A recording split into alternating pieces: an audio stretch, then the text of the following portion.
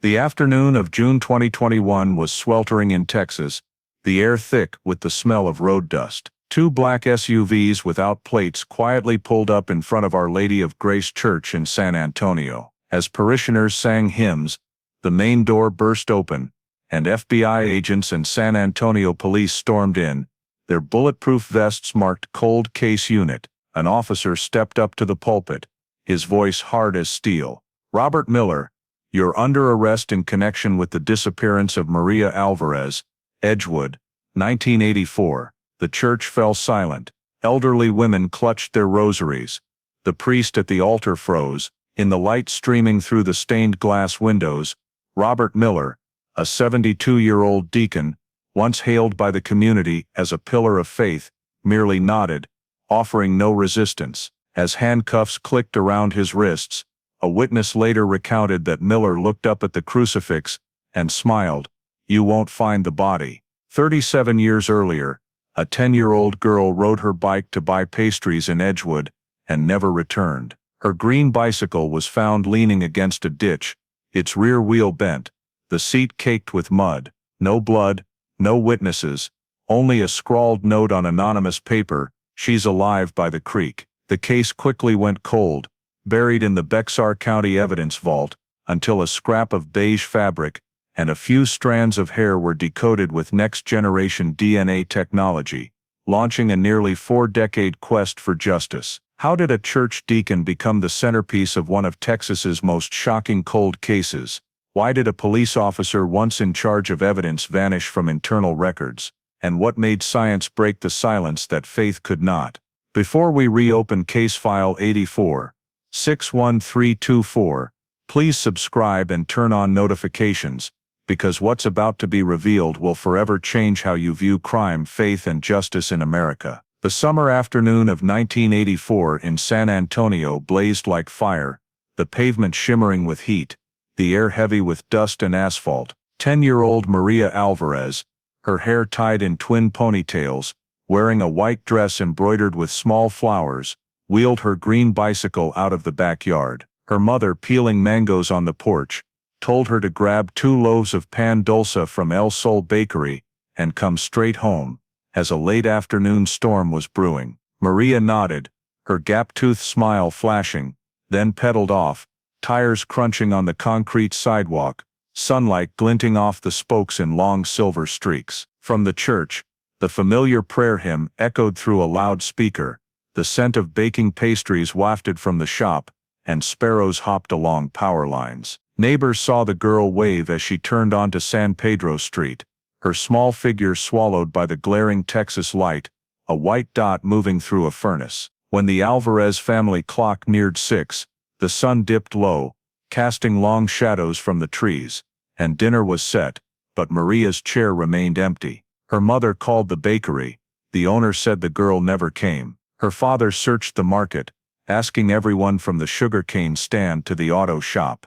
No one saw anything unusual. The sky darkened, wind whistled through metal fences, the neighbor's dog howled in eerie bursts. A light rain began to fall, and police tires splashed through puddles as the first patrol car stopped at the house. Mrs. Alvarez stood in the doorway, hands trembling, clutching her daughter's photo. The officer noted in his report, "Missing over 2 hours, direction of travel unknown." Outside, street lights flickered on, illuminating the faint tire tracks of a bicycle in the muddy front yard. No screams, no witnesses, no trace of what happened, just a silent void that engulfed the neighborhood. In that moment, as the first police radio alert crackled out, no one knew that San Antonio had just entered one of the longest cases in Texas history.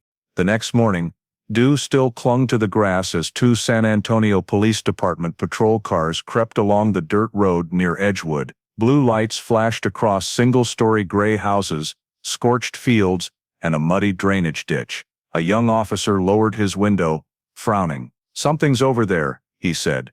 At a bend in the ditch, where thick grass grew, Maria Alvarez's green bicycle lay tilted, its rear wheel warped, the seat smeared with mud, a ribbon tied to the handlebars drooping, soaked from the previous night's rain. No long skid marks, no signs of a fall, as if someone had set it down and walked away. Police cordoned off the scene, stretching yellow tape, combing the ditch's edge step by step. A larger tire track appeared nearby, its tread pattern, unlike standard civilian vehicles, deep and heavy, pressed into the wet soil. Close by, in the grass, a small piece of beige fabric, caked with dark mud, was picked up with tweezers and sealed in a plastic bag. The bag was labeled, Evidence 84, 61324. No one said it aloud, but everyone knew, this was no longer a case of a lost child. Police Chief Paul Hennessy, a 15-year veteran, knelt beside the bike.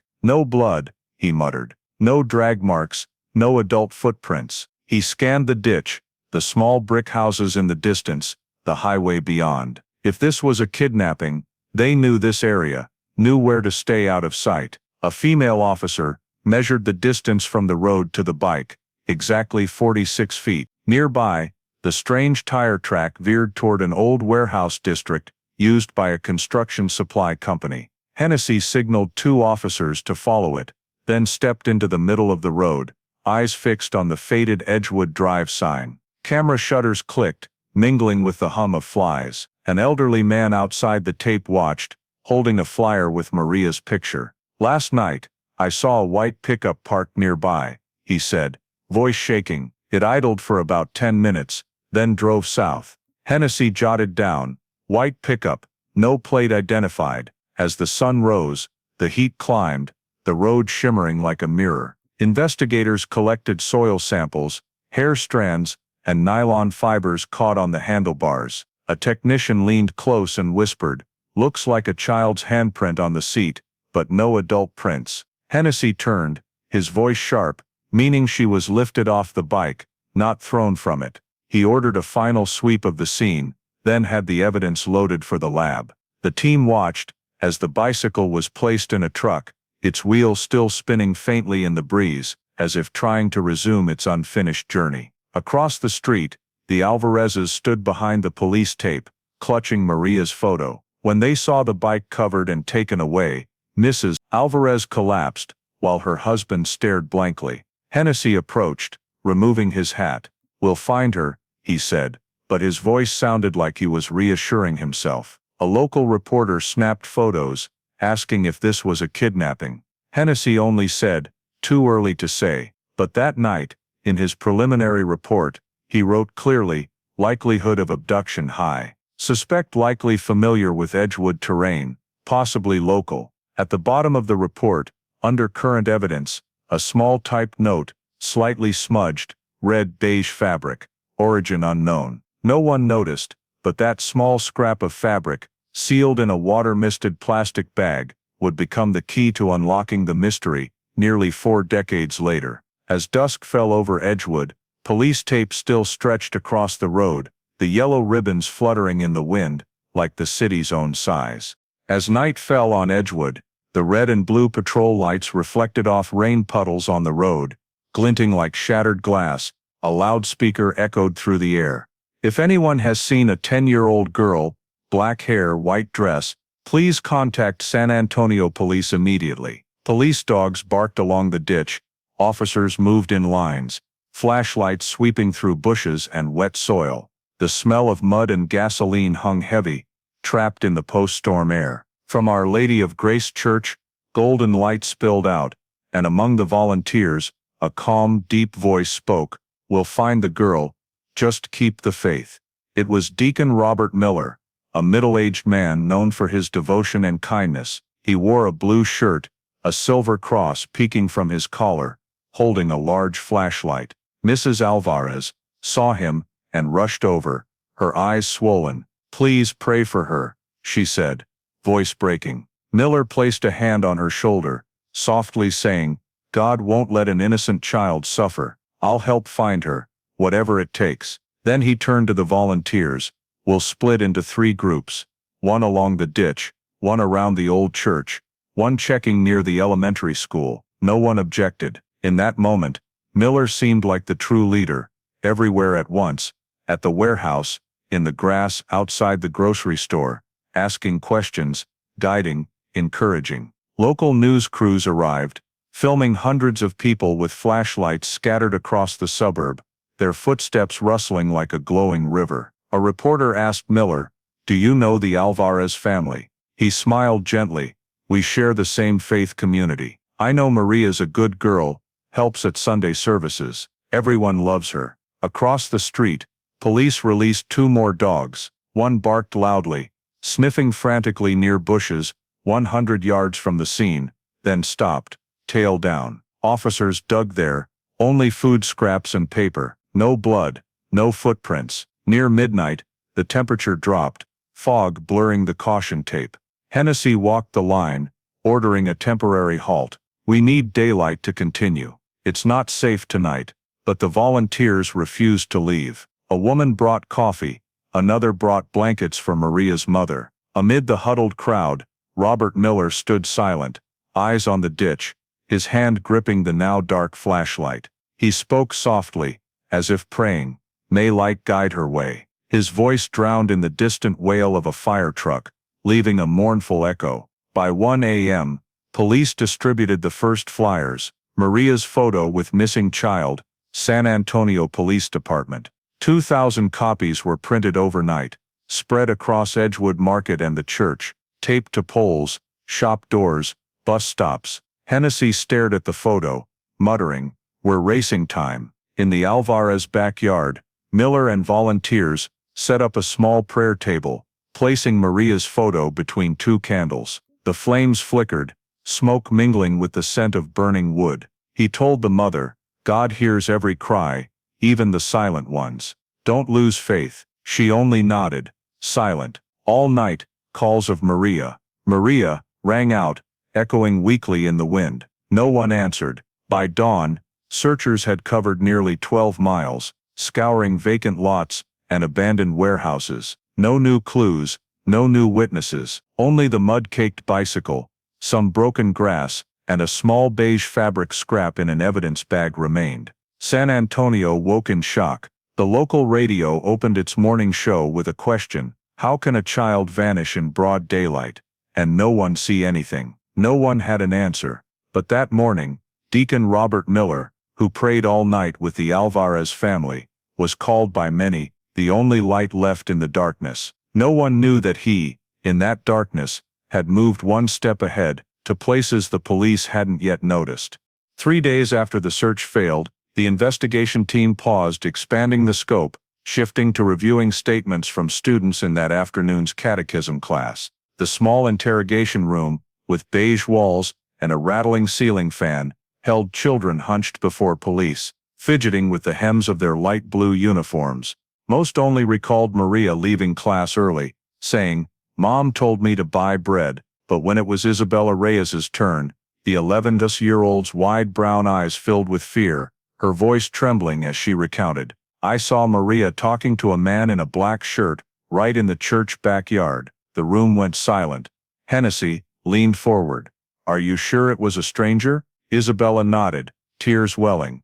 "I'd never seen him. He was much taller than my dad, gray curly hair, spoke with a southern accent, real soft, like someone who preaches." She only remembered Maria looking surprised, but not scared. Then both walked toward the parking lot. When Isabella tried to follow, another kid pulled her back. After that, Maria was gone. Police had an artist's sketch, the man Isabella described, tall, salt and pepper hair, a kind face but deep-set eyes. When the sketch was printed, an investigator blurted, "Looks too much like Father Jimenez." The name made Hennessy pause. Father Miguel Jimenez, 46, had led catechism at Our Lady of Grace for 10 years, a respected figure, who alongside Miller, organized the prayer vigil for Maria 2 nights prior. A Houston native with a soft, warm voice, he matched the girl's description. Hennessy immediately ordered, "Check all church vehicles and their departure times on June 14th. When police arrived at the parish, Jimenez was in the classroom, kneeling in prayer with parishioners. He stood calmly, his voice low, "I'm ready to cooperate."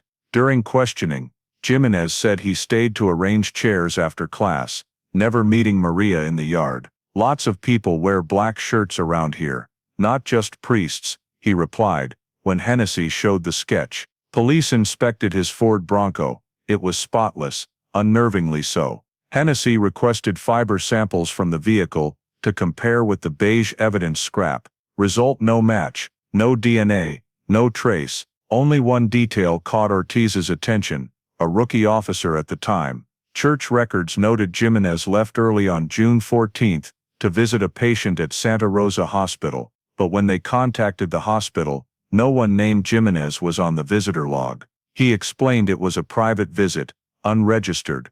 Hennessy frowned, but lacked grounds to hold him. Meanwhile, rumors spread fast. The San Antonio Express ran a headline: "Police question priest in Edgewood girl's disappearance." The church reacted fiercely. Parishioners protested, shouting that police are slandering God's honor. The city's bishop sent a letter demanding the investigation respect the sanctity of the diocese. Under public pressure, Hennessy had to pause this lead, at least until solid evidence surfaced. But in his internal notes, he wrote "Monitor Jimenez, possible knowledge of the perpetrator." In the following days, Ortiz, still just an assistant, noticed Robert Miller visiting the church more often, helping Jimenez with services and distributing food to the poor. One evening, Ortiz saw them talking for a long time in the backyard, near the parking lot Isabella had mentioned. Miller smiled, patted Jimenez's shoulder, saying something that made him nod slightly. When Ortiz stepped out of his car, both turned, their smiles fading simultaneously. "Just discussing Sunday service," Miller said, his voice light as a breeze. Ortiz didn't reply, only glancing at the ground, where Miller's black shoes left prints in the mud, still wet from morning rain. That night, Ortiz wrote a brief report, but Hennessy didn't sign off. "No evidence. Don't dig into the church," he said. "We don't want a war with God." The investigation shifted to suspects outside the area, but in Ortiz's notebook, next to Maria Alvarez's name, he circled two others: Robert Miller, Miguel Jimenez. At the page's end, he added 4 words: "Black shirt, starting point." A week after the police halted large-scale searches, a white envelope, no stamp or sender, arrived at the Edgewood precinct's mailbox. Shaky blue ink scrawled unevenly: "She's alive by the creek." That was it. No name, no address, no further explanation. When the duty officer opened it, the smell of old paper and unfamiliar sweat hit him. The paper, torn from a student's notebook, had jagged edges, faint pencil marks on lined rows. Hennessy stared at it on the desk, frowning. Which creek? Medina, Leon, or the ditch in Edgewood? No one answered. The report was sent to the investigation team. Ortiz, still haunted by the man in black, examined the letter closely. The word "alive" misspelled as "alive." Creek stretched as if written in haste. He noticed the handwriting resembled a child's, but the spacing was even and firm, possibly disguised. "I think someone's playing us," he said.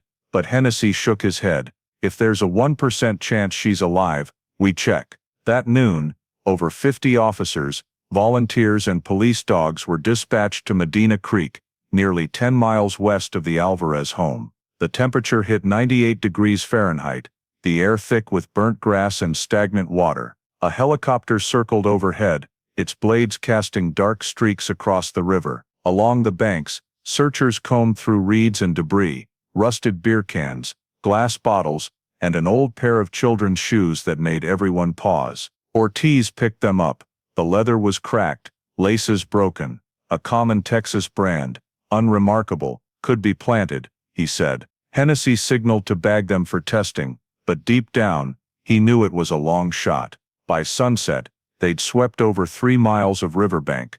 Nothing. No tracks, no fabric, no hair. That night, reporters gathered outside the cordoned area. One asked, "Is there hope she's alive?" Hennessy replied wearily, "We're doing everything we can. No possibilities ruled out." At the Alvarez home, Maria's mother sat by the window, a radio softly playing a prayer. She didn't know the letter had sparked hope that Maria was still out there, a faint hope they clung to in desperation. 2 days later, the lab's handwriting analysis came back. Right-handed writer, common ballpoint pen, no match to family or catechism students. Faint fingerprints, unreadable. Chemical analysis showed the paper was from a local brand, sold only in San Antonio, meaning the writer was nearby. Ortiz held the report, pensive.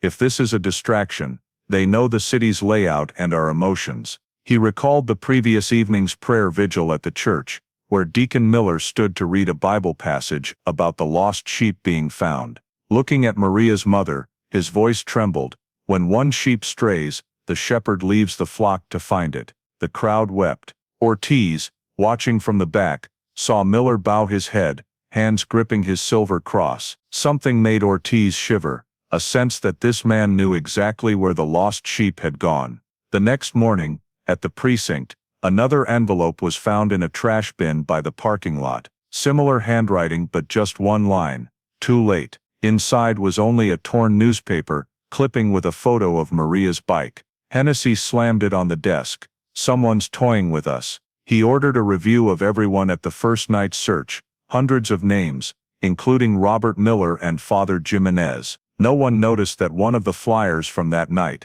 still pinned to the church bulletin board, had a torn corner, exactly matching the size of the paper used for the two anonymous letters. A small detail, noted in the case file with a faint line, paper matches type distributed at Our Lady of Grace, verify further. Then the case went quiet, as if nothing had happened. The public grew tired, police frustrated, but in the church's shadows, a prayer candle still burned, and someone, who knew the truth, smiled as they watched everyone stumble through the maze they'd created. 2 weeks after the anonymous letters threw the city into chaos, the investigation took a sharp turn. A hotline call from an anonymous tipster claimed Ernesto Torres, a school bus driver, acted suspiciously on the day Maria vanished. The caller swore they saw Torres parked near Edgewood that afternoon, talking to a black-haired girl in a white dress. Hennessy immediately summoned Torres. The 42-year-old, thin and gaunt, was brought to the interrogation room the next morning. Wearing a worn bus company uniform, his hands shook on the table. Ortiz, across from him, opened the file and asked bluntly, "Where were you at 5 p.m. on the 14th?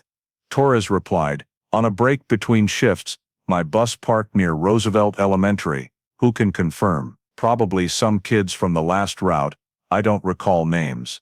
The vague answer raised Ortiz's suspicions. Torres didn't remember names, had no shift log, and the bus was in repair. Records showed no repair request then. Within 24 hours, the media pounced. The San Antonio Chronicle ran a bold headline, "Bus driver arrested in Edgewood student abduction." TV footage showed Torres handcuffed, cameras zooming on his terrified face, as if he were already convicted. Crowds gathered outside the station, shouting for justice for Maria.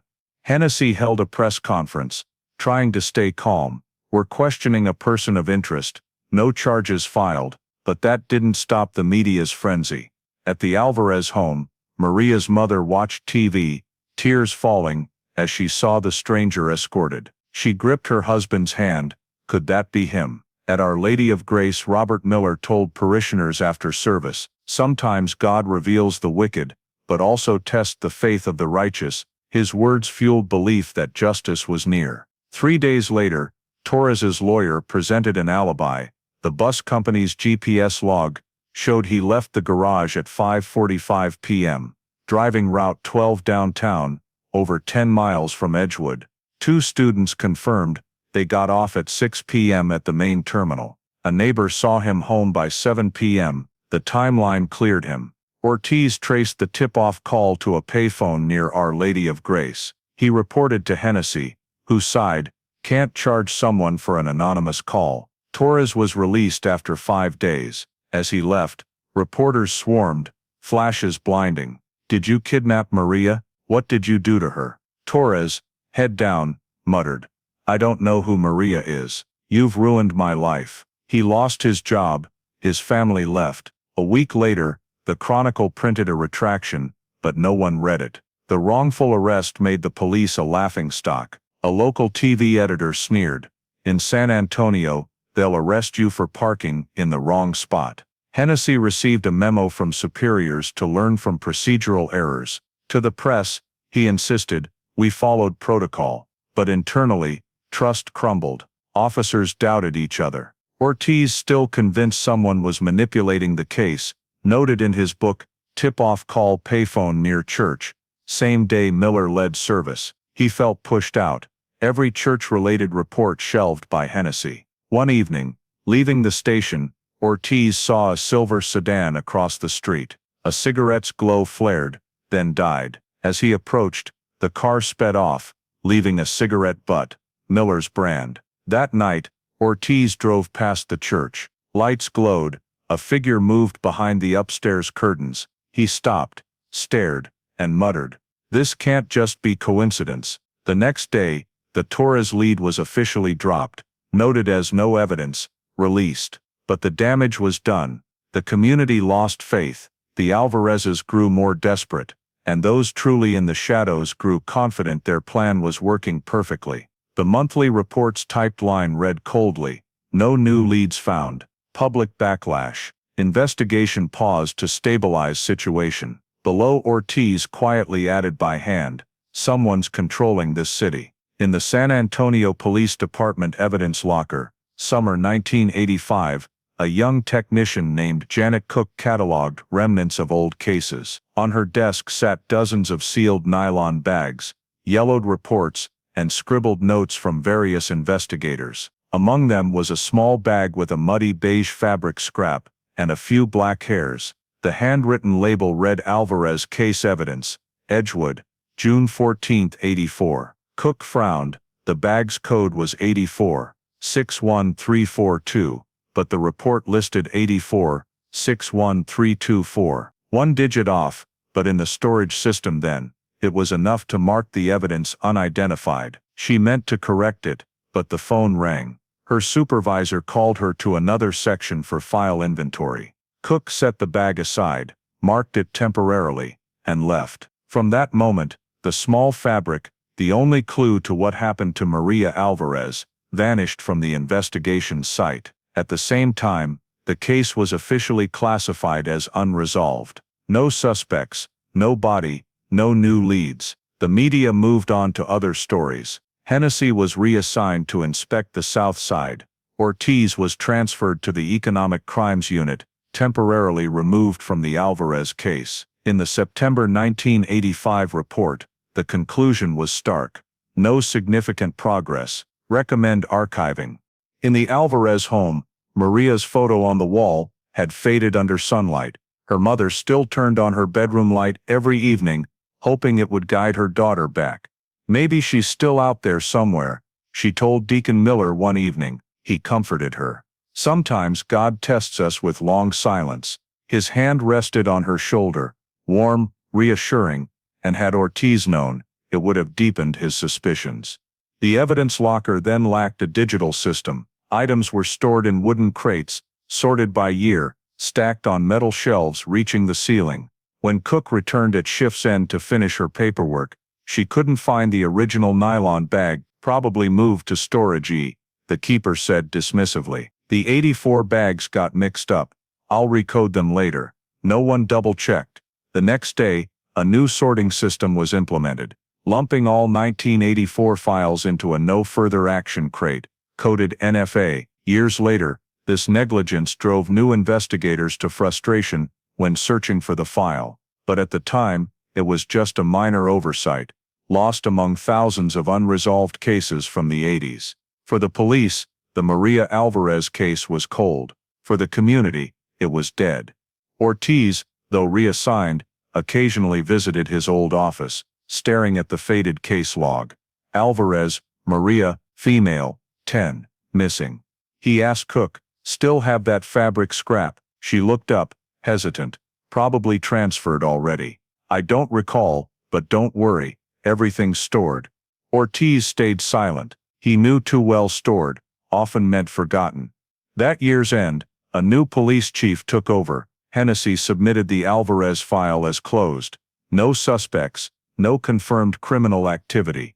A copy went to the DA's office, where a clerk marked it case closed, inactive. From then on, Maria Alvarez was just a line in the system. At Our Lady of Grace, the bulletin board's weathered missing child, Maria Alvarez flyer, faded further. Wind fluttered its corners, as if pleading for attention.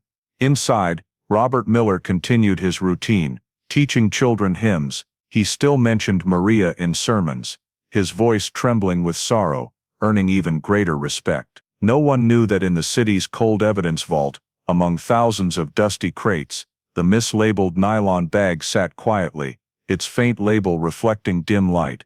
84 Missin 61342.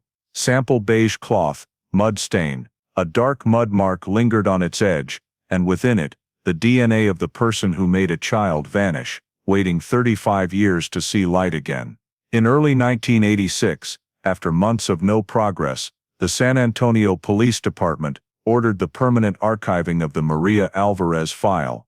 A red stamp marked the thick folder, Cold Case 84, 61324. Below the bold text was the signing date, February 12, 1986, the administrative end to a case the city once watched with bated breath. In the archive room, the file was placed in a missing children, unresolved crate among hundreds of other dead-end cases. The cover faded to pale yellow, a coffee stain on its corner. No one mentioned the name in meetings anymore. The Alvarez family, exhausted by months of media hounding and crushed hopes, sold their small Edgewood home. The father, Carlos Alvarez, took a job in Dallas, leaving first. The mother, Teresa, packed everything: dolls, the white dress, a photo of Maria by her green bike, all carefully boxed like relics. Neighbors watched her drive away in a pickup, silent. The street, once plastered with missing child flyers, now held only dried tape on lampposts. One thing Teresa couldn't leave behind: Our Lady of Grace Church. She returned every Sunday, sitting in the back row, listening quietly, as Deacon Robert Miller preached about faith in darkness. She prayed under candlelight, clutching her daughter's old rosary. God knows where she is, she told Miller, her voice hoarse. He smiled kindly, his eyes fatherly, and he will bring her back in his time. No one saw his hands briefly tighten on her rosary, a faint tremble. At the station, Ortiz, now in another unit, kept a copy of the Alvarez file in his desk drawer. Occasionally, he reviewed it: the crime scene photo, the bike tilted by the ditch, the sealed beige fabric. He underlined 2 old notes: Father Jimenez, insufficient evidence, and Miller, volunteer, unrelated. A nagging sense of error haunted him. What if the culprit was someone from the community? He once asked Hennessy, who only sighed. Ortiz, sometimes you have to know when to stop. Not every case has an ending. At the DA's office, the Alvarez file was just a code in the stats: missing child, suspected abduction, perpetrator unidentified. Each year, a clerk opened it once to update: no progress. The beige fabric, key evidence, remained lost in storage, miscoded, forgotten. At Our Lady of Grace, life normalized. Children's choir hymns rang out every Sunday morning. Miller continued volunteering, distributing food, visiting parish families. Many said, without Miller, the community would have crumbled after that tragedy. Teresa Alvarez believed it too. She saw him as the only one keeping her daughter's memory alive. Ortiz occasionally drove through Edgewood. The road where the bike was found was now overgrown, the ditch cracked and dry. He stopped, shining his headlights down. In the dim glow, he thought he saw something glint, just a rusted beer can. He turned off the engine, sat in silence. In his mind, the church bells from that night echoed, blending with Hennessy's promise to find her. But that promise was now dust. Late 1986, the department issued an internal notice: Alvarez case classified as cold case. No further investigation unless new evidence arises. Hennessy signed and stamped it. Ortiz, seeing the notice on the board, felt like Maria was buried a second time. He left the station, carrying a single copy of her photo in his pocket. That winter, Teresa returned to the church, as always. Outside, thick fog hung. The church bell tolled 3 times. Miller emerged from the sanctuary, seeing her kneeling in the back row, silent. He approached, gently placing a hand on her shoulder. It's been 2 years, but some souls never leave us. She looked up, tears streaming.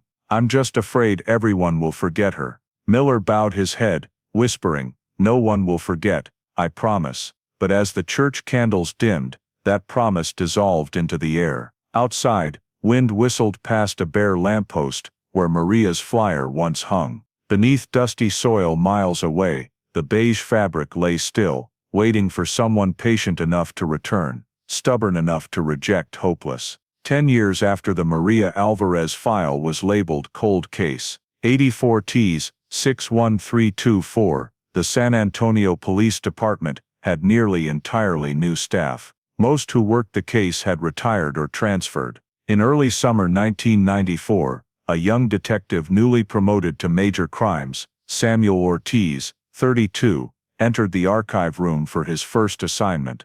The records keeper slid an old, dust-covered crate toward him, saying curtly, "Want a challenge? This is the missing case no one cracked." On the crate's lid, faded red text read, "Cold Case 84 Ts, 61324, Alvarez, Maria." Ortiz lifted the lid, breathing in damp paper and time. Inside were blurry photos, typewritten reports, and scattered investigation notes. Familiar names surfaced: Hennessy, Cook, Torres, and 2 church figures, Deacon Robert Miller and Father Miguel Jimenez. The final 1986 note was brief: "No progress, archive file." Ortiz bit his lip, feeling like he'd seen a poorly stitched wound. He decided to rebuild the case timeline. Old reports listed Maria leaving home at 5:30 p.m., with police notified of her disappearance by 6:30. But cross-checking with Maria's mother's statement, Ortiz found a discrepancy. She said Maria left right after catechism, ending at 5 o'clock. A 30-minute gap, small but in criminal investigations, a chasm. If Maria left earlier, the perpetrator had to know her class schedule and habits to be there at the right moment. "Someone familiar, not a stranger," Ortiz muttered, underlining the old note in red. He visited the Alvarez's old home, now occupied by others. They said simply, "Her mother still goes to church every Sunday." Ortiz went to Our Lady of Grace. The church was repainted, the yard newly paved, but the Virgin Mary statue stood unchanged, serene, eyes downturned. In a small office near the sanctuary, he met Deacon Robert Miller, now older, hair white, voice still gentle as described in the file. When Ortiz introduced himself, Miller paused, then smiled. "New detective. I'm afraid there's nothing left to investigate, son. Time's done its work." Ortiz asked casual questions, then requested the 1984 Catechism student list. Miller opened a cabinet, pulling out an old ledger, his hand slightly trembling. Scanning it, Ortiz noticed Maria Alvarez's name written in different ink, fainter, as if altered later. He asked, "You kept this ledger all these years?" Miller replied, "Couldn't bear to throw it out. That girl, she's unforgettable." Ortiz left the church as afternoon sun streamed through stained glass, casting long light streaks on the stone floor. He paused at the back parking lot, where young Isabella Reyes had seen Maria talking to the man in black. Now overgrown with weeds, the brick wall's mossy streaks matched old crime scene photos. He snapped pictures, adding them to a new file. Back at the office, Ortiz reviewed the list of first-night search participants. Miller appeared at every stage, contacting media, coordinating prayer groups, bringing food for volunteers, even signing as a witness for initial evidence collection.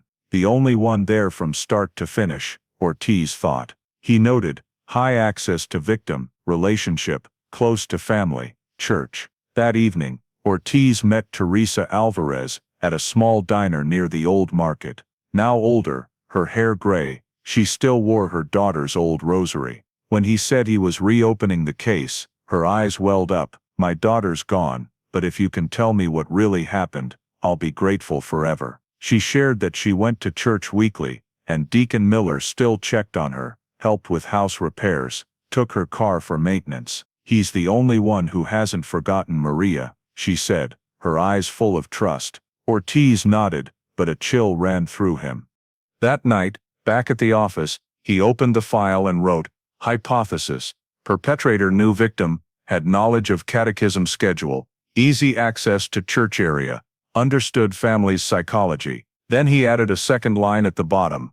New starting point, Our Lady of Grace. Outside, summer rain pattered on the tin roof. The office lamp reflected off Maria's living photo, big brown eyes, a shy smile, as if about to speak. Ortiz stared long, feeling she was waiting from far away, whispering, "Don't stop." He nodded slightly, grabbed his pen, and marked a red dot on the city map, at Our Lady of Grace Church, the new center of a case dormant for 10 years. The following Monday, Ortiz returned to Edgewood, tracing 1984 case locations where Maria was last seen. El Sol Bakery still stood, tucked between two old brick houses, its yellow walls and lingering scent of pastries and vanilla, like a stubborn memory.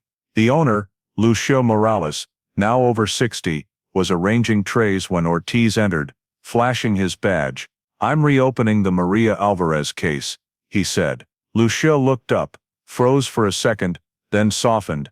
"My God, it's been 10 years. That girl used to buy my strawberry pastries.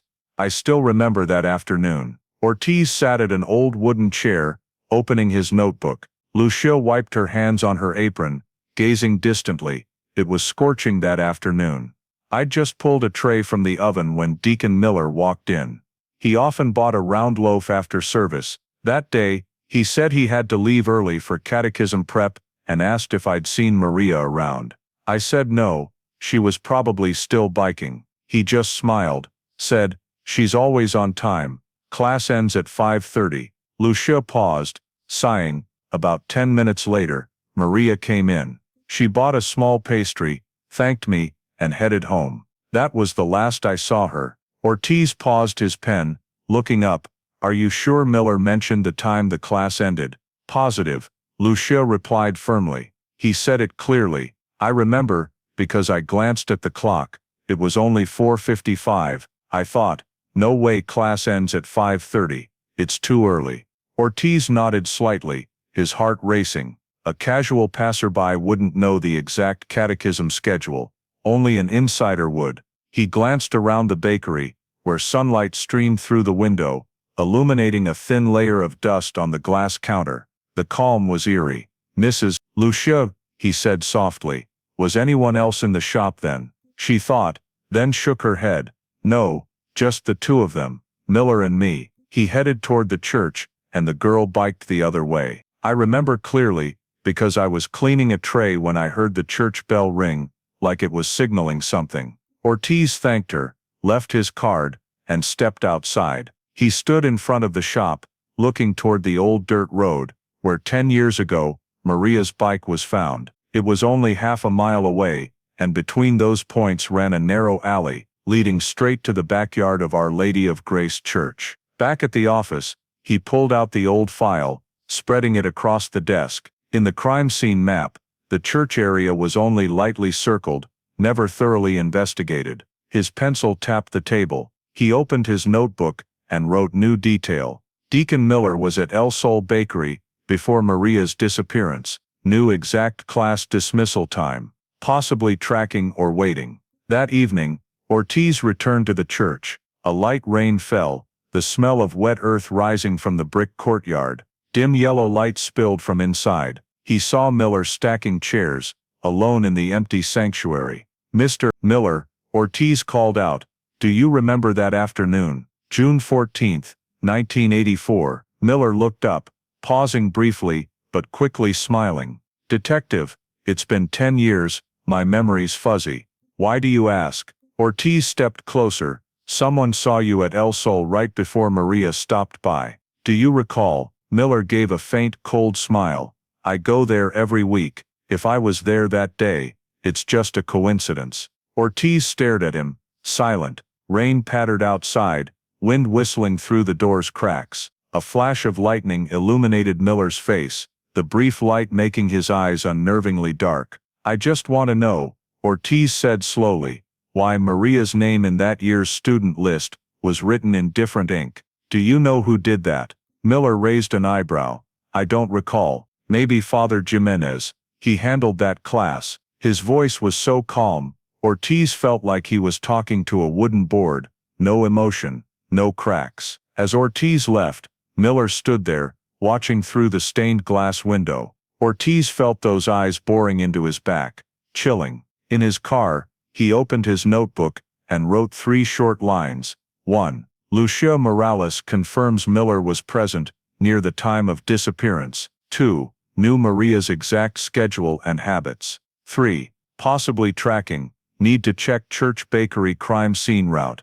Then he underlined a final line, in darker ink, like a vow. This deacon knows too much. When the clock struck midnight, Ortiz sat alone in the office. Outside, the rain stretched on, washing away road dust and the grime on the precinct's roof. In the stillness, he reopened the photo of the long-lost beige fabric, its faint mud stain glinting under the lamp, unexplained by anyone. He stared at it, like looking at a locked door, knowing that behind it lay not just the truth, but something darker, a hand still concealing everything. A hand bearing the shadow of a man in a black robe, who always knew when the church bell would ring. On Thursday morning, Ortiz returned to Edgewood, not to question anyone, but to retrace Maria's exact path. He wanted to feel every step, every turn the 10-year-old took that June afternoon in 1984. The Texas sun burned, light glaring off the patchy concrete road. Perez Avenue remained narrow, as in old photos, lined with low trees, faded red-tiled houses, and abandoned yards. Ortiz rode an old bike, from a 1984 Witness for authenticity, carrying a notebook and stopwatch. From Our Lady of Grace Church, where Maria attended catechism, to El Sol Bakery, was exactly 0.8 miles, a 4-minute ride at a slow pace. He started the timer, turning from the church parking lot, passing a small alley shaded by trees, where Lucia Morales had seen Maria appear.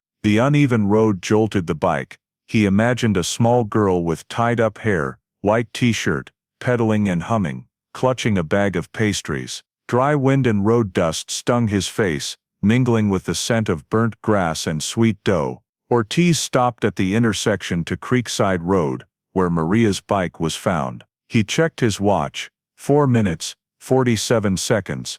Time passed in eerie silence. He stood still, scanning small houses, an old utility pole, a cracked ditch along the road. Nothing blocked the view. To abduct a child in broad daylight, someone had to know exactly when she'd pass, and where she'd stop. Ortiz opened his notebook, marking 2 points. 4:55 p.m. Miller buys bread at El Sol, asks Lucia about Maria. 5:05 p.m. Maria arrives at the shop, leaves minutes later. Lucia recalled checking the clock when Maria left, around 5:10. Per old reports, the last neighbor saw her on Creekside Road at 5:20. After that, no one saw anything.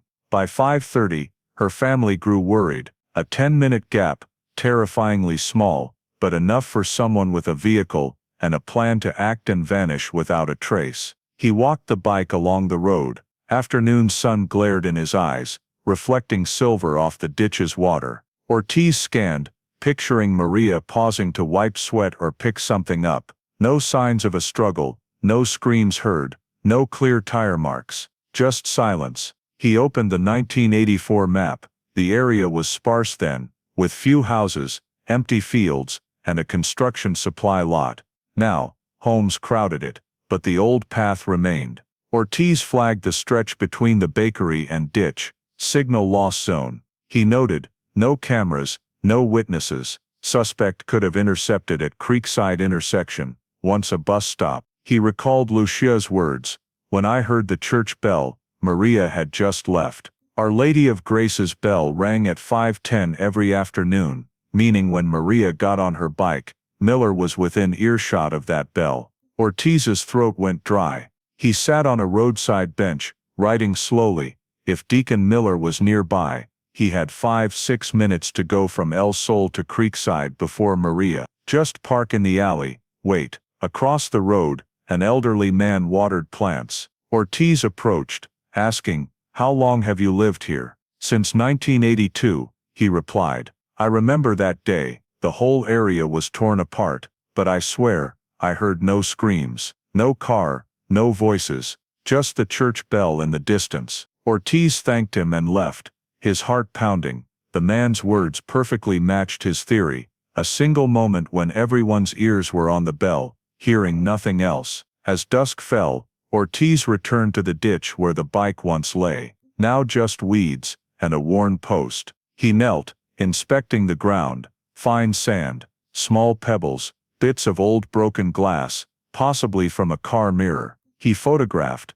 bagged samples. Evening wind carried the church bell's echo, same as 10 years ago. He stood, looking toward the horizon, where the small steeple peeked through trees. It felt like someone was watching back. That night, in the office, Ortiz spread the map on his desk. 3 lines connected: church bakery, creekside ditch. He drew a small arc around the church, marked in red, sound control zone. In that area, the bell drowned out all else: screams, engines, struggles, and in that moment, Maria vanished.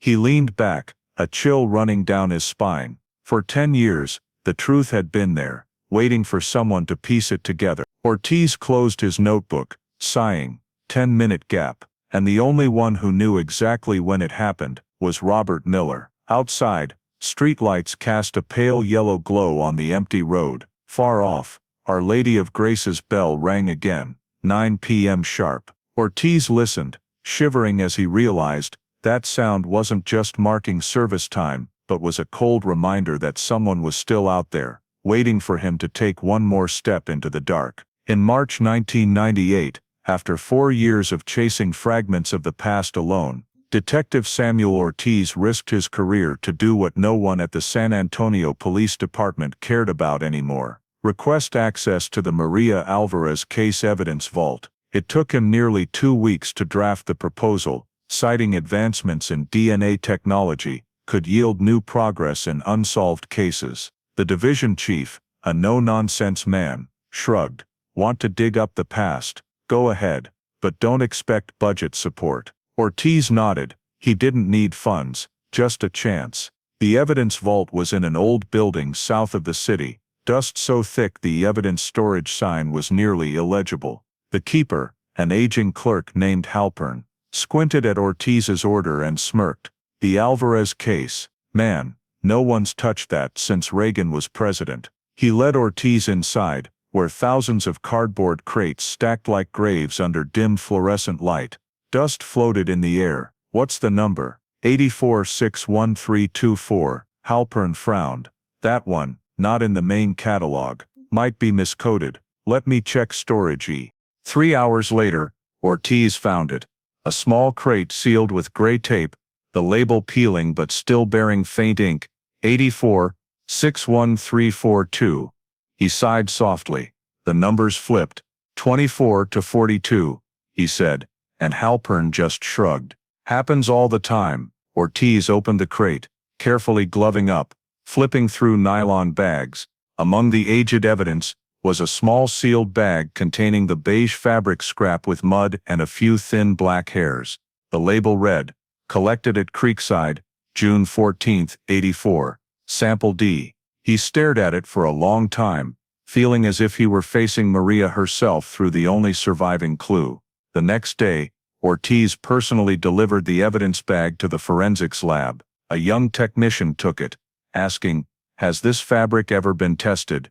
No. DNA was a pipe dream back then. He signed the transfer form, his signature shaky with emotion. The fabric was unsealed in a sterile room, the smell of chemicals mixing with old paper. As the nylon was cut open, a dark brown moldy mud stain appeared. Near the edge, where light glinted, the technician noticed a faint smear, possibly bodily fluid. A section of the fabric was clipped, placed in a test tube, labeled Evidence 9860-1324 DNA 1. Ortiz stood outside, watching through the glass. 14 years of a soul's weight now rested in a tiny glass tube.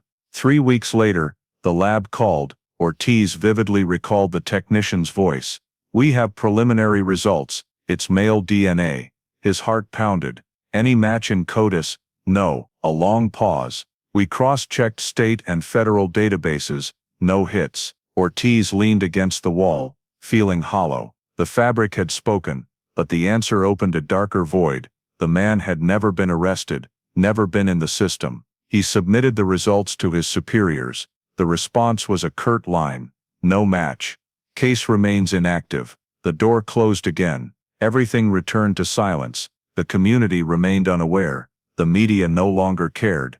Ortiz sat alone in his office, rereading the report, each time feeling it like a cold message from another realm. I'm here, but you'll never find me. One late night, Ortiz brought the results home, spreading them on the table. He poured some whiskey, staring at Maria's old photo, bright brown eyes, an optimistic smile. He's still out there, isn't he? He whispered. Then he recalled Lucia's words. When the church bell rang, Maria had just left. The phrase looped in his mind like a haunting refrain. Ortiz flipped open his notebook, adding a final line: male DNA, no CODIS match. Possibly never arrested. Someone with a clean record, trusted by the community. Below he underlined a name, not fully written, just a single letter. In the months that followed, Ortiz kept submitting the DNA for comparison as databases expanded. Each time the familiar result returned: no match. The department began seeing him as a dreamer chasing ghosts. They laughed. Ortiz digging up the Alvarez case again. Time to let the past rest. He stayed silent. In his mind, he still heard bike tires crunching on dirt, church bells tolling, and the 10-minute silence between those bells, a window when the city heard nothing but the footsteps of the one who vanished with Maria. That winter, Ortiz attended Christmas Mass at Our Lady of Grace. Golden candlelight reflected on Deacon Robert Miller's face as he stood at the pulpit, his voice steady and warm. God knows all sins, even those no one dares speak. Ortiz looked up, clutching the DNA results in his coat pocket. Outside, wind whistled through stained glass windows, making candles flicker. In that moment, he knew nothing was over. The case was only dormant, never silent. In 2004, 10 years after reopening the Alvarez case, Samuel Ortiz, now 42 with graying temples, was reassigned to the financial fraud unit, a polite way of saying move the guy who can't let go of dead cases. On his new desk,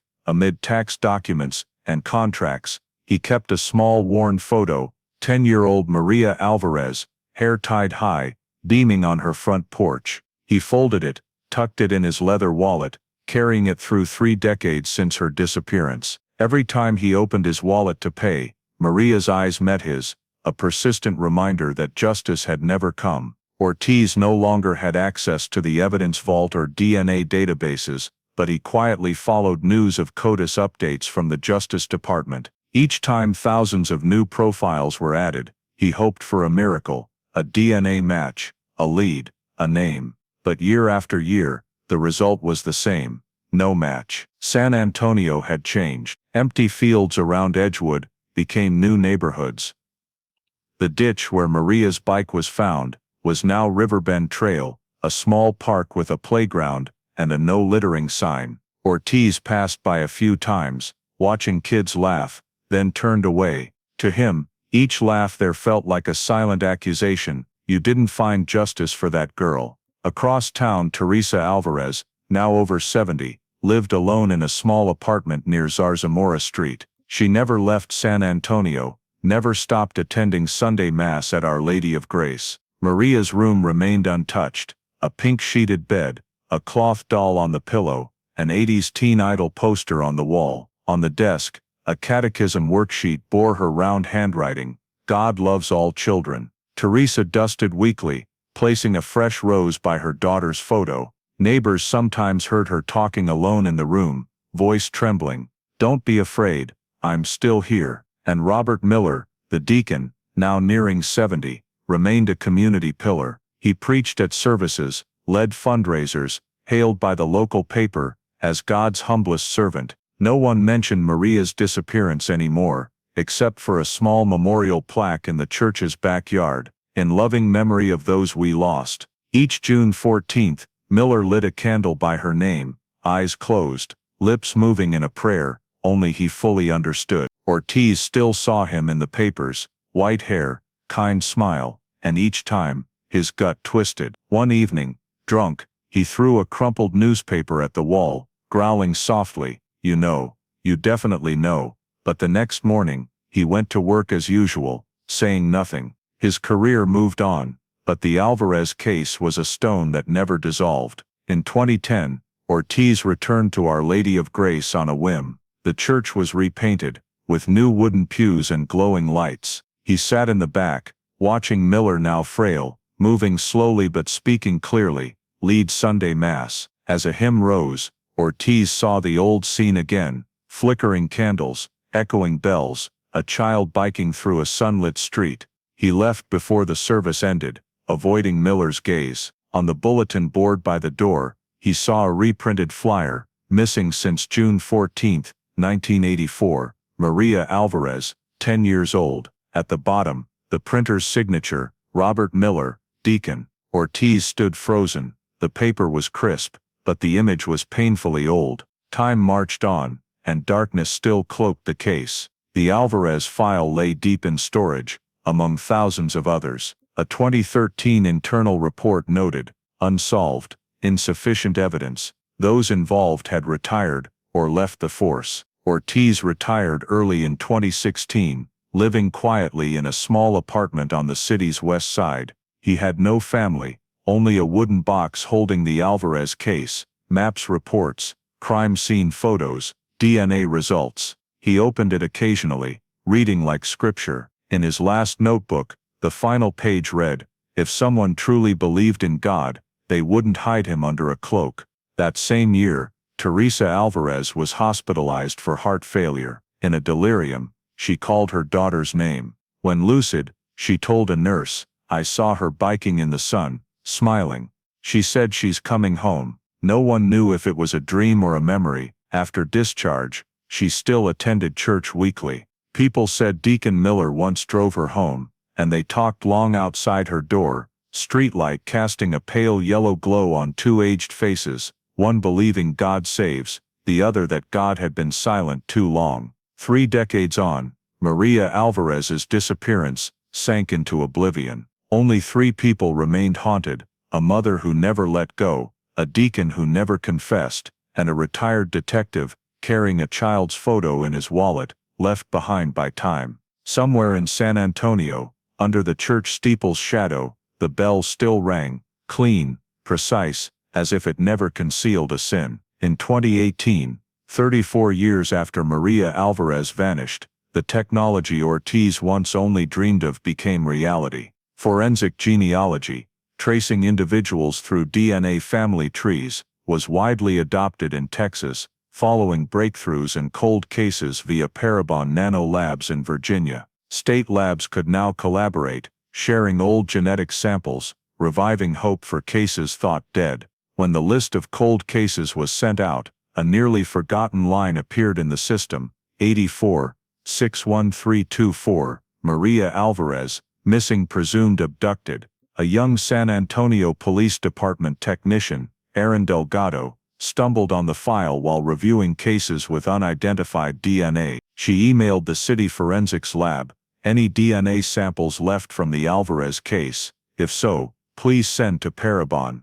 The reply came 2 weeks later: "Sample preserved, not destroyed, needs lead investigator's confirmation." Delgado checked, the only name still in the system: Samuel Ortiz, retired. When the phone rang, Ortiz had been retired 2 years, living quietly in the suburbs. The voice on the line was young, unfamiliar. "Is this Detective Ortiz? I'm calling from the San Antonio Police Department. We're reviving the Alvarez file." The words stunned him. After a pause, he whispered, "Say that again." Aaron explained the forensic genealogy project, and requested his signature to retest the sample. Ortiz's hand shook, as he signed without hesitation. "I've waited 30 years for this call," he said. 3 weeks later, the male DNA from the 1984 beige fabric was sent to Parabon Nano Labs. Genetic engineers sequenced the sample, comparing it to hundreds of thousands of profiles in GED Match, where Americans voluntarily upload DNA to find relatives. They built a family tree, tracing back to the late 19th century, identifying those with matching genetic markers. In the December report, the initial findings shocked the Parabon team. The DNA donor belongs to the Miller family branch, German origin, settled in Texas since the early 20th century. The lineage points to 3 main branches in Bexar County, one matching the address of Our Lady of Grace Parish. At the report's bottom, a brief note, likely male relative, within first to second degree relationship to Robert E. Miller, B. 1947. When Delgado received the results, she couldn't believe it. She called the forensics director. "This name, he's with the church." Yes, and he coordinated the search for Maria Alvarez in 1984. The coincidence was too perfect, almost fated. Delgado sent a copy to Ortiz with a note, "You might want to see this." That afternoon, Ortiz sat in his small room, faint light filtering through curtains. Opening the envelope, his hands shook uncontrollably. The words "Miller family" hit like a hammer. He leaned back, breathing hard, his mind reeling. Every suspicion, every instinct over 3 decades converged on one point. He flipped to his 1994 notebook, to the scrawled line in his own hand. "This deacon knows too much." He called Delgado immediately. "Are you sure? We checked 3 times. The DNA is within direct familial range. Could be a son, nephew, or him." Ortiz closed his eyes, voice hoarse. "No son. I know for sure. His wife died long ago. No kids. It's him." Delgado went silent. "Do you still have anything related to the case?" "I kept everything." Ortiz glanced at the wooden box in the corner, filled with maps, reports, and Maria's photo. "We have to do this again. This time no one buries it." The next week, Aaron Delgado and 2 FBI agents, specializing in genetic genealogy, met Ortiz. They reviewed the file, listening as he recounted every detail: the bike tilted by the ditch, anonymous letters, the miscoded beige fabric. One agent scribbled constantly, until Ortiz paused, saying, "I looked into his eyes in 1994, right in the church. He knew I suspected him." And he smiled. The room fell dead silent. When the new team submitted the analysis to Bexar County Court, a supplemental testing order was signed within 48 hours. They obtained permission to collect reference DNA from Robert Miller's immediate relatives, his brother and cousin in Austin. The samples were rushed to Parabon for comparison. 3 weeks later, the result confirmed 99.98% match probability. The 6-page report had one brief conclusion: DNA from the 1984 Creekside scene belongs to a male in the Miller lineage, most likely Robert E. Miller, born 1947. Ortiz received a copy of the report one late February morning in 2019. As he read the final line, tears welled up. His whole life, he'd believed but couldn't prove. Now science spoke for him, in a language no one could refute. DNA. He looked out the window, Texas sunlight hitting the cracked wall. 35 years, he muttered, and finally, she gets to speak. But deep down, Ortiz knew justice wasn't done, because the man named Miller was still free, still wearing a black robe, still stepping to the pulpit every Sunday, and each time the church bell rang, it masked the sound of a sin buried for over half a lifetime. When Parabon Nanolab's final report reached the San Antonio Police Department, a small note on page 3 silenced the new team. DNA matches the Miller lineage, possibly one of 2 identical twins. Aaron Delgado read aloud, then looked at Ortiz. "Twins, meaning nearly identical DNA." Ortiz stayed silent. He'd thought the Maria Alvarez case finally had an answer, that justice had a name, but science once again threw him back into a murky abyss between light and dark. 2 names appeared in civil records: Robert Eugene Miller and Daniel Edward Miller, born June 18, 1947, in Lubbock, Texas. Identical twins, meaning near identical DNA. Medical records showed Robert stayed in San Antonio for theological studies, later becoming a deacon at Our Lady of Grace, while Daniel, a mechanic in Dallas, lived quietly. No family. All seemed normal until 1991, when Daniel vanished after a warehouse fire where he worked. Dallas police called it an industrial accident, finding no body, as the fire consumed everything. The case closed so quickly, Ortiz found it hard to believe. Aaron continued, if Daniel's dead, the DNA could be Robert's, but genetically, we can't be certain, since identical twins' DNA is nearly the same. Ortiz leaned on the table, voice low, meaning both could be guilty, or both absolved, but I don't buy it. He recalled the 90s, facing Robert Miller, cold eyes, two calm hands, a too soft smile. A man like that needed no one to cover for him. He wondered, if Robert knew he had a twin, could he have used it to escape blame? The next morning, Ortiz drove to the Dallas County Library, digging up the 1991 fire report. Details made his hair stand on end. No witnesses confirmed seeing Daniel Miller leave the warehouse before the fire, and the investigation lacked DNA testing. Uncommon then. Among destroyed evidence was listed a leather wallet, Idaho, bearing Daniel Miller's name, but no proof the body was his. Ortiz closed the file, heart pounding. If Daniel didn't die, where is he? Back in San Antonio, he visited Parabon. The lead geneticist, Dr. Clara Nguyen, outlined a new approach, epigenetic analysis, reading chemical markers on DNA, small changes from environment, age or lifestyle that could distinguish twins. In theory, if Robert lived a clerical life, and Daniel worked with machinery, smoked, or handled heavy metals, their DNA methylation patterns would differ. She paused, looking at Ortiz, but we need samples from both, at least hair or epithelial cells. Ortiz nodded slowly. I can get Robert's. Delgado turned, stunned.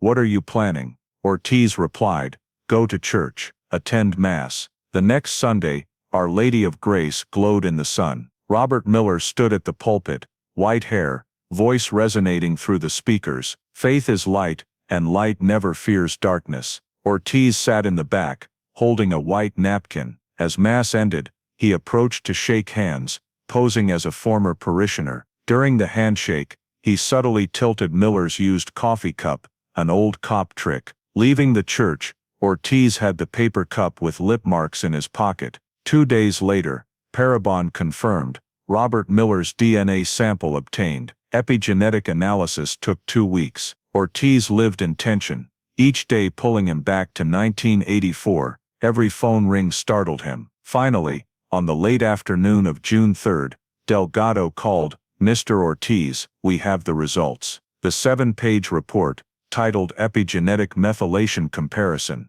Miller Sample versus Creekside Sample 1984, had a conclusion that chilled Ortiz. Methylation divergence consistent with a 70-year-old individual, no heavy metal exposure, matches Robert E. Miller's lifestyle profile, does not match a mechanical occupation. Ortiz exhaled, gripping the paper. Not Daniel, he whispered. No more doubt, it's him. Delgado looked at him, eyes mixing relief and fear. If you're right, this could set a national precedent, using epigenetics to separate twin DNA in a criminal case. Ortiz nodded, voice catching, I just needed to do one thing, give Maria the name of the man who stole her childhood. That night, he sat by the window, hot Texas wind slipping through the blinds. On the table, Maria's photo sat beside the new report, 2 eras of science side by side, a child from 1984, and the gene strands of 2018.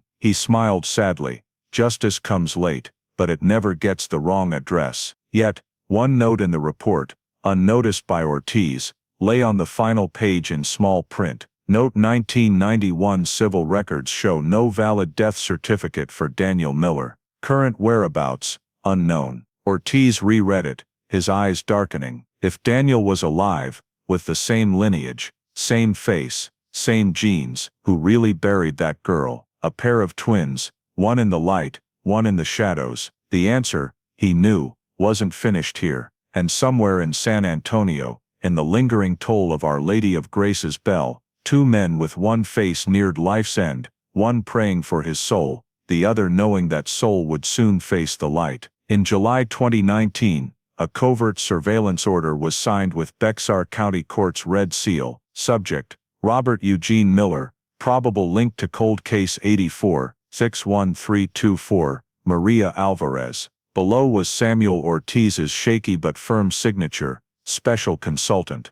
He'd waited 35 years for this. No more doubts, no more theories. Now was the time to prove it with flesh and cells. A small team of 3, Aaron Delgado, federal investigator David Sharp, and surveillance tech Paul Reese, set up a post in a rented apartment across from Our Lady of Grace. A high-resolution camera in a white van parked permanently, lens aimed at the church gate and back exit. Robert Miller, 72, lived with clockwork precision.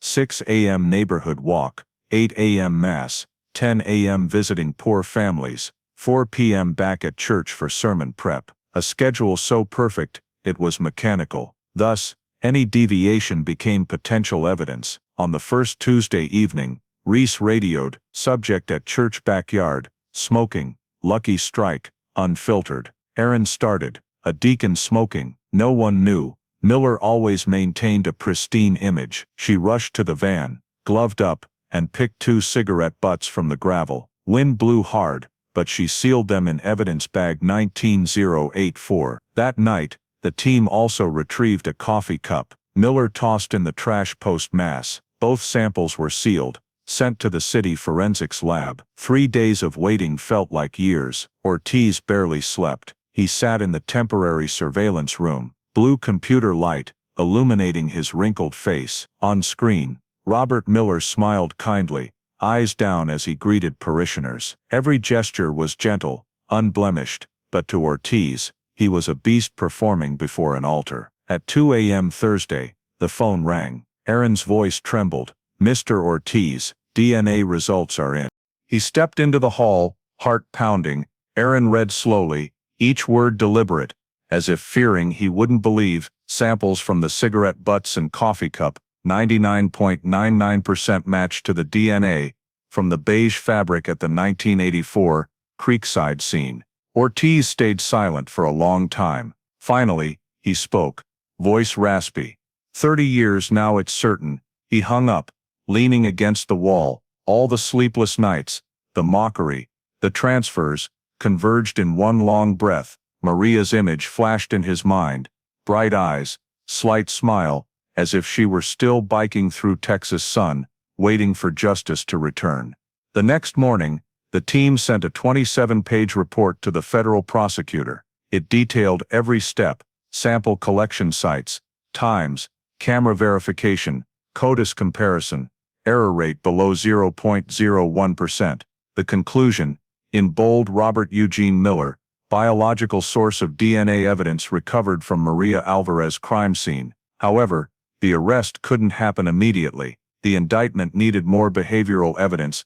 After over 30 years, most witnesses were either elderly or deceased. Delgado proposed a second phase: continued surveillance, audio and video recording, to catch an unintentional confession. They planted a long-range listening device in the park bench, where Miller often sat reading scripture each afternoon. One evening, they recorded him muttering alone, 30 years, and still no peace. Maria, Aaron listened to the recording, goosebumps rising. She looked at Ortiz. He said the victim's name. "Did you hear that?" Ortiz only nodded, eyes fixed on the screen. In the footage, Miller looked up at the Virgin Mary statue, candlelight, reflecting in his eyes. "He's not repenting," Ortiz said softly. "He's taunting." The next day, Ortiz and Aaron met with a special prosecutor to request an arrest warrant. The prosecutor eyed the thick file, then looked up. "You realize you're about to cause an earthquake, arresting a respected clergyman, based on DNA, and a vague statement." Ortiz met his gaze. "Not just DNA. My entire life is evidence." His voice was calm but steely. That evening, Ortiz drove alone to Creekside Road, where it all began. Riverbend Park was deserted, the wind carrying the smell of dry grass. He sat by the ditch's edge, watching the black water reflect distant lights. In his hand, he held the printed DNA results. In the corner, smudged ink read, 99.99% match. He read it over and over, whispering, "You've waited long enough, Maria. Tomorrow, we'll name him." At the same time, in Our Lady of Grace Church, Robert Miller prepared for Sunday Mass. He sat before a mirror, adjusting his white collar, pinning a silver cross to his lapel. For a moment, his gaze grew heavy, his hands pausing. Outside, the church bell tolled, the familiar sound Ortiz had heard in his dreams for 30 years. The next morning, Ortiz and Aaron stood by the surveillance room's glass window, watching police vehicles line up in the church's back lot. Ortiz took a deep breath. 30 years, he said slowly, eyes locked on the steeple, casting a shadow over the road, and now, it's certain. At 9 a.m., the task force moved. The church bell began to ring, the sound that once hid a crime, now echoed in the light of justice. Ortiz watched through binoculars as Robert Miller stepped out, robe fluttering lightly in the wind, a calm smile on his face. An officer approached, reading the warrant. Miller glanced back, his eyes briefly catching the observer in the distance. Their gazes met, one man warned by justice, the other living too long in darkness. The church door closed, and the bell still rang. But this time, to Ortiz, it was no longer the sound of sin, it was the toll of 3 decades of silence ending. On Sunday morning, September 22, 2019, Texas sunlight poured through the stained glass windows of Our Lady of Grace. The church bell rang at 9 o'clock, echoing long in the warm, peaceful air. Outside, Edgewood residents gathered as usual, holding Bibles, children playing around the Virgin Mary statue. No one knew that morning, inside black SUVs parked silently along 2 streets, were FBI and San Antonio police, a joint task force for the arrest of Robert Eugene Miller, 72, the prime suspect in cold case 84-6132-4,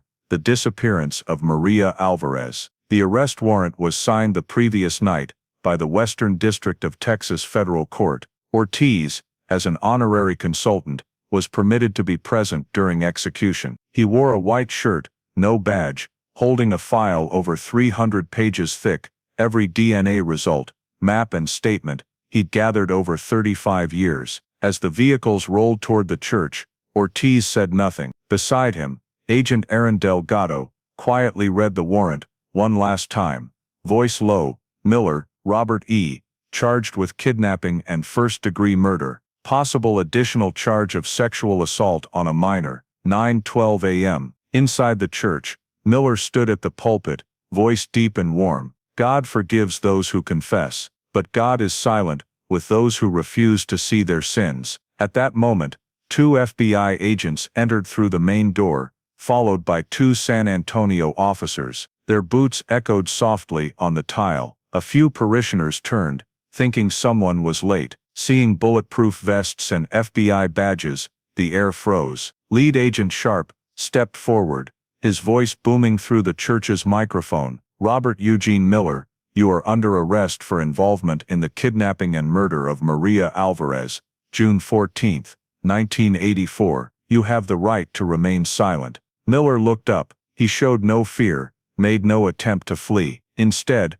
he gently placed his Bible on the pulpit, straightened his collar, and turned to the stunned parishioners. Do you know where you are? He asked Sharp, voice soft but clear. I'm standing before God. Aaron stepped forward, cuffing his hands behind his back, continuing the Miranda rights. Miller didn't resist. In the church's dim light, his face was chillingly calm. As Sharp finished, Miller turned to Ortiz, standing silently in the 3rd row. Their eyes met, and Ortiz saw not fear in the old man's gaze, but a brazen pride. Miller spoke slowly, voice low and raspy. You won't find the body. The sanctuary fell silent. Aaron clenched her fists, about to react, but Ortiz signaled for quiet. He stepped forward, facing Miller, and said softly, "But we found you." A parishioner sobbed. Another made the sign of the cross. In the brief chaos, agents led Miller out. Morning sunlight hit his face, making his aged eyes squint. Media cameras appeared, shutters clicking. On the church steps, Ortiz paused, watching. The sight, a killer in a cleric's robe, flanked by officers, was one he'd dreamed of hundreds of times. But seeing it real, he felt no triumph, only a piercing emptiness. Miller was loaded into an armored vehicle. As the door closed, he glanced back through the small window, offering a faint smile. Aaron saw it, shuddering. He's enjoying this. Ortiz nodded, eyes fixed on the church fading in the distance. No, He thinks he's delivering his final sermon. En route to the federal detention center, Miller stayed silent. Agent Sharp recorded the entire trip. Unexpectedly, at minute 17, Miller whispered, as if to himself, "You can search every corner, but the water runs deep. When you find it, it'll just be bones." Ortiz replayed the recording in the meeting room, brows furrowed. Water runs deep. He was talking about Creekside, where the bike was found. He immediately requested a search perimeter around the Medina River, where the old creek was partly filled for the park. Aaron looked up.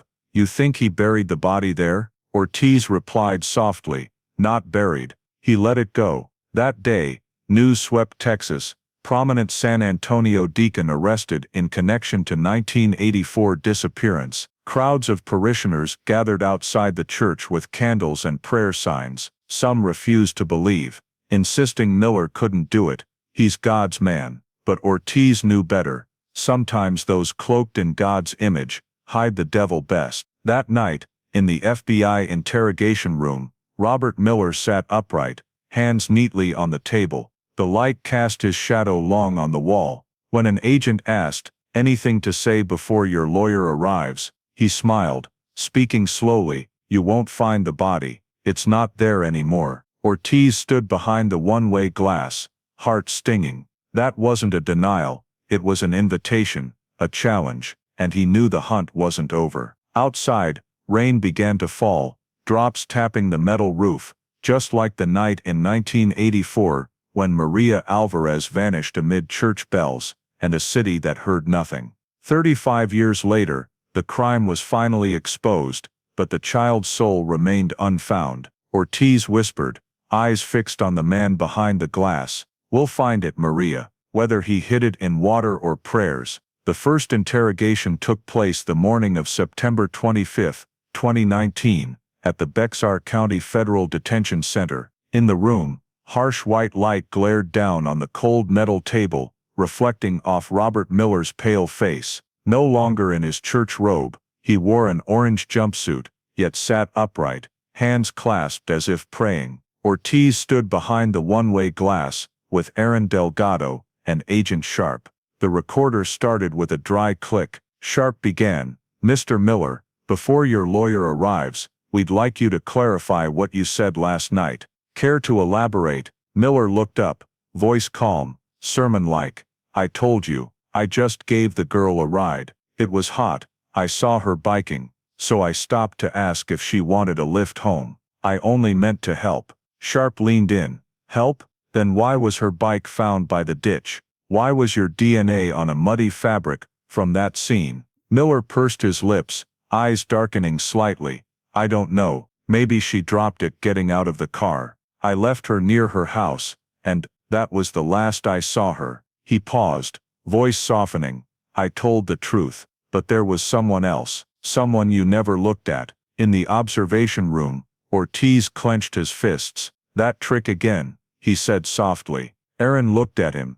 "Do you believe him?" Ortiz shook his head. "No, but listen closely.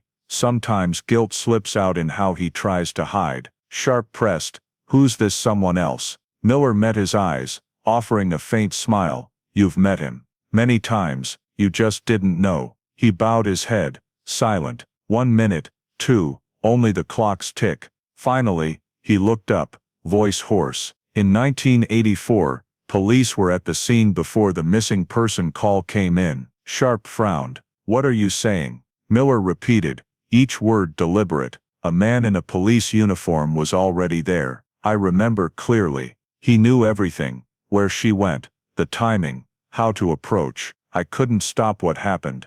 Ortiz stepped back, heart racing. "A cop?" Aaron looked at him, voice shaky. "Who's he talking about?"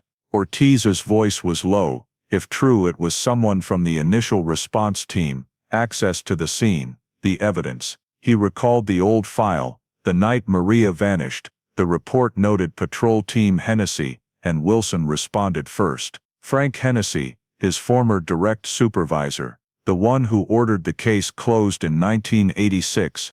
Sharp pressed in the interrogation room. "Who was that cop?" Miller closed his eyes, shaking his head. "You don't need me to tell you. Your files will. I only gave the girl a ride, but he was the one who drove her to the end. The room's air grew thick. Sharp slammed the table.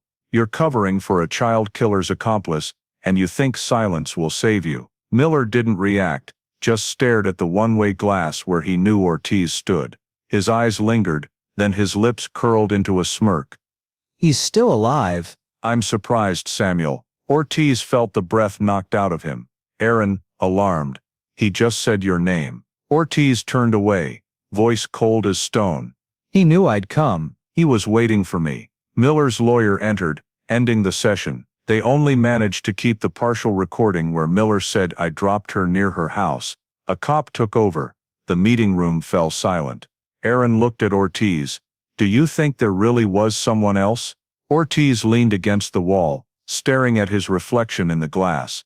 No, I think he's shifting blame. But what worries me is, he knows exactly who could take the fall. That afternoon, Ortiz went to the old archive. He dug up the initial response team's file from 1984. The report read, Patrol Unit 12, A. Hennessy, Wilson, arrived at scene 6:14 p.m., but the dispatch log noted the missing person call at 6:28 p.m., meaning Hennessy was there 14 minutes before the official call. Ortiz sank into a chair, hands trembling. My God. His whole life, he'd thought Miller was the sole demon. But if Miller's words were true, if someone in the force back then had shielded him, tampered with the scene, the crime wasn't just one man's, it was a decades-long prayer of lies. That night, Ortiz replayed the recording. When Miller said, he's still alive, I'm surprised, Samuel, he heard a faint chuckle behind the words, not of fear, but of someone who knew he wasn't alone. Ortiz switched off the player, eyes on the window. Outside, light rain fell, wetting the old church roof. He pulled out his notebook, writing a new line at the end. If Hennessy was at the scene before the call, who tipped him off? And why? Below he underlined in red, accomplice in the force, possible reality. Ortiz knew the game wasn't over. Miller was still pulling strings from his cell, sowing doubt, making the system spin. But deep down, Ortiz felt something worse. Miller wasn't entirely lying. Someone in a police uniform that night had stood at Creekside before the public called. And if so, for 30 years, the crime wasn't just hidden by the church, but by those sworn to protect justice.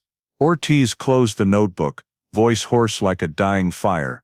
So it wasn't just him. God, who else was there that night? 2 weeks after Miller's half-confession, Parabon's lab sent an unexpected follow-up report. In the old DNA sample from the 1984 beige fabric, previously dismissed as contaminated, technicians found a secondary genetic marker. Back then, crude technology couldn't separate two strands.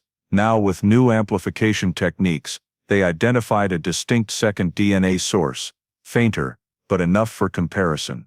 Ortiz received the facts late that afternoon. As his eyes hit the last line on page 2, his breath caught. The typed text in bold partial match found. CODIS hit, Sergeant Raymond Diaz, SAPD, retired. For a moment the room froze. Aaron Delgado reread it, whispering, Diaz, who's he? Ortiz closed his eyes, voice rough. Sergeant Raymond Diaz, 1984 crime scene investigator. And, he paused, looking at the table. He managed the evidence vault for 10 years after. Silence enveloped them. Ortiz stood, pacing slowly, memories flashing back to his early detective days. He recalled Diaz clearly, a burly man. Thick mustache, booming voice like a breaking dam. He was Hennessy's close friend, Ortiz's superior. In 1985, Diaz signed the log for transfer of evidence, 84-61324, to storage, E. When the fabric was miscoded. My God, Ortiz whispered, it wasn't clerical error, it was deliberate. Delgado opened her laptop, pulling up records. Diaz retired in 1998, now lives in Kerrville. No criminal record, commended for 25 years of service. Ortiz gave a cold laugh. Service to whom you know, to the devil. They submitted the report to federal superiors. Within 48 hours, the FBI ordered an internal reinvestigation. A special task force, codenamed Operation Crosslight, was formed. FBI and SAPD, with Ortiz as consultant. Mission: verify Raymond Diaz's role in evidence suppression and possible complicity with Miller. The next morning, Ortiz and Aaron drove to Kerrville, where Diaz lived in a small mobile home on the forest's edge. The 74-year-old opened the door, still robust, but with clouded eyes. When Ortiz showed his badge, Diaz stared long, then gave a dry laugh. I knew this day would come. In the smoke-stained kitchen, Ortiz spread the DNA report copy. Care to explain why your DNA was on the Alvarez case evidence? Diaz took a drag of his cigarette, smirking. I handled a lot of evidence in my time. Detective, that bag could have been touched during sorting. No. Ortiz shot back, voice icy. The sample was collected before you signed for storage transfer, meaning your DNA was at the scene, not the vault. You were at Creekside, weren't you? Diaz went silent. Only the wall clock ticked. Finally, he spoke slowly. I was there, but not to hurt the girl. Ortiz leaned in. Then why? To cover for your priest friend. Diaz looked down, hands trembling. I didn't know what Robert would do. I owed him. Aaron asked, owed him what? Diaz took a deep breath. In 1982, my son got busted for drug trafficking. I begged everyone. Only Robert, then a spiritual advisor for the department, helped. He met the judge, said something, and my son's case vanished. He told me I'd repay by staying silent, if the day came. He gave a bitter laugh. That day came sooner than I thought. Ortiz listened, heart heavy. And when the girl went missing, what did you help him do? Diaz didn't look up, just clean up.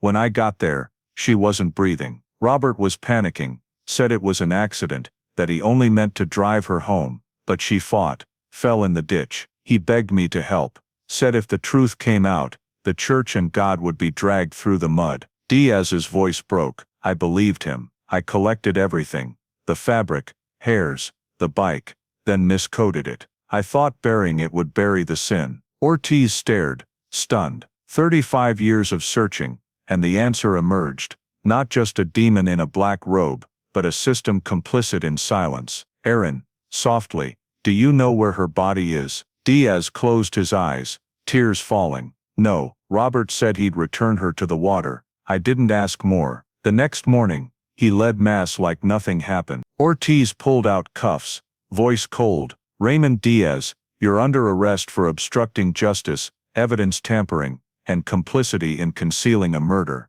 Diaz didn't resist. He only whispered, almost pleading, I've heard those bells in my dreams for 30 years, detective. I knew this day would come. As the car took Diaz from Kerrville, Ortiz watched through the window. Afternoon sun hit the road, stirring golden dust. Aaron asked quietly, you okay? He shook his head. No, nothing's okay when justice takes a 35-year detour, when the people meant to protect truth are the ones who bury it. That night, in the detention cell, Diaz signed his final statement, admitting his full role. He detailed, after Miller's call for help, Diaz went to the scene, collected evidence, deliberately miscoded it, and reported only after the scene was cleaned. No one else in the team knew. Hennessy, his superior, later ordered a suspension of investigation citing insufficient evidence. Reading the confession, Ortiz went still, the final line, in shaky handwriting.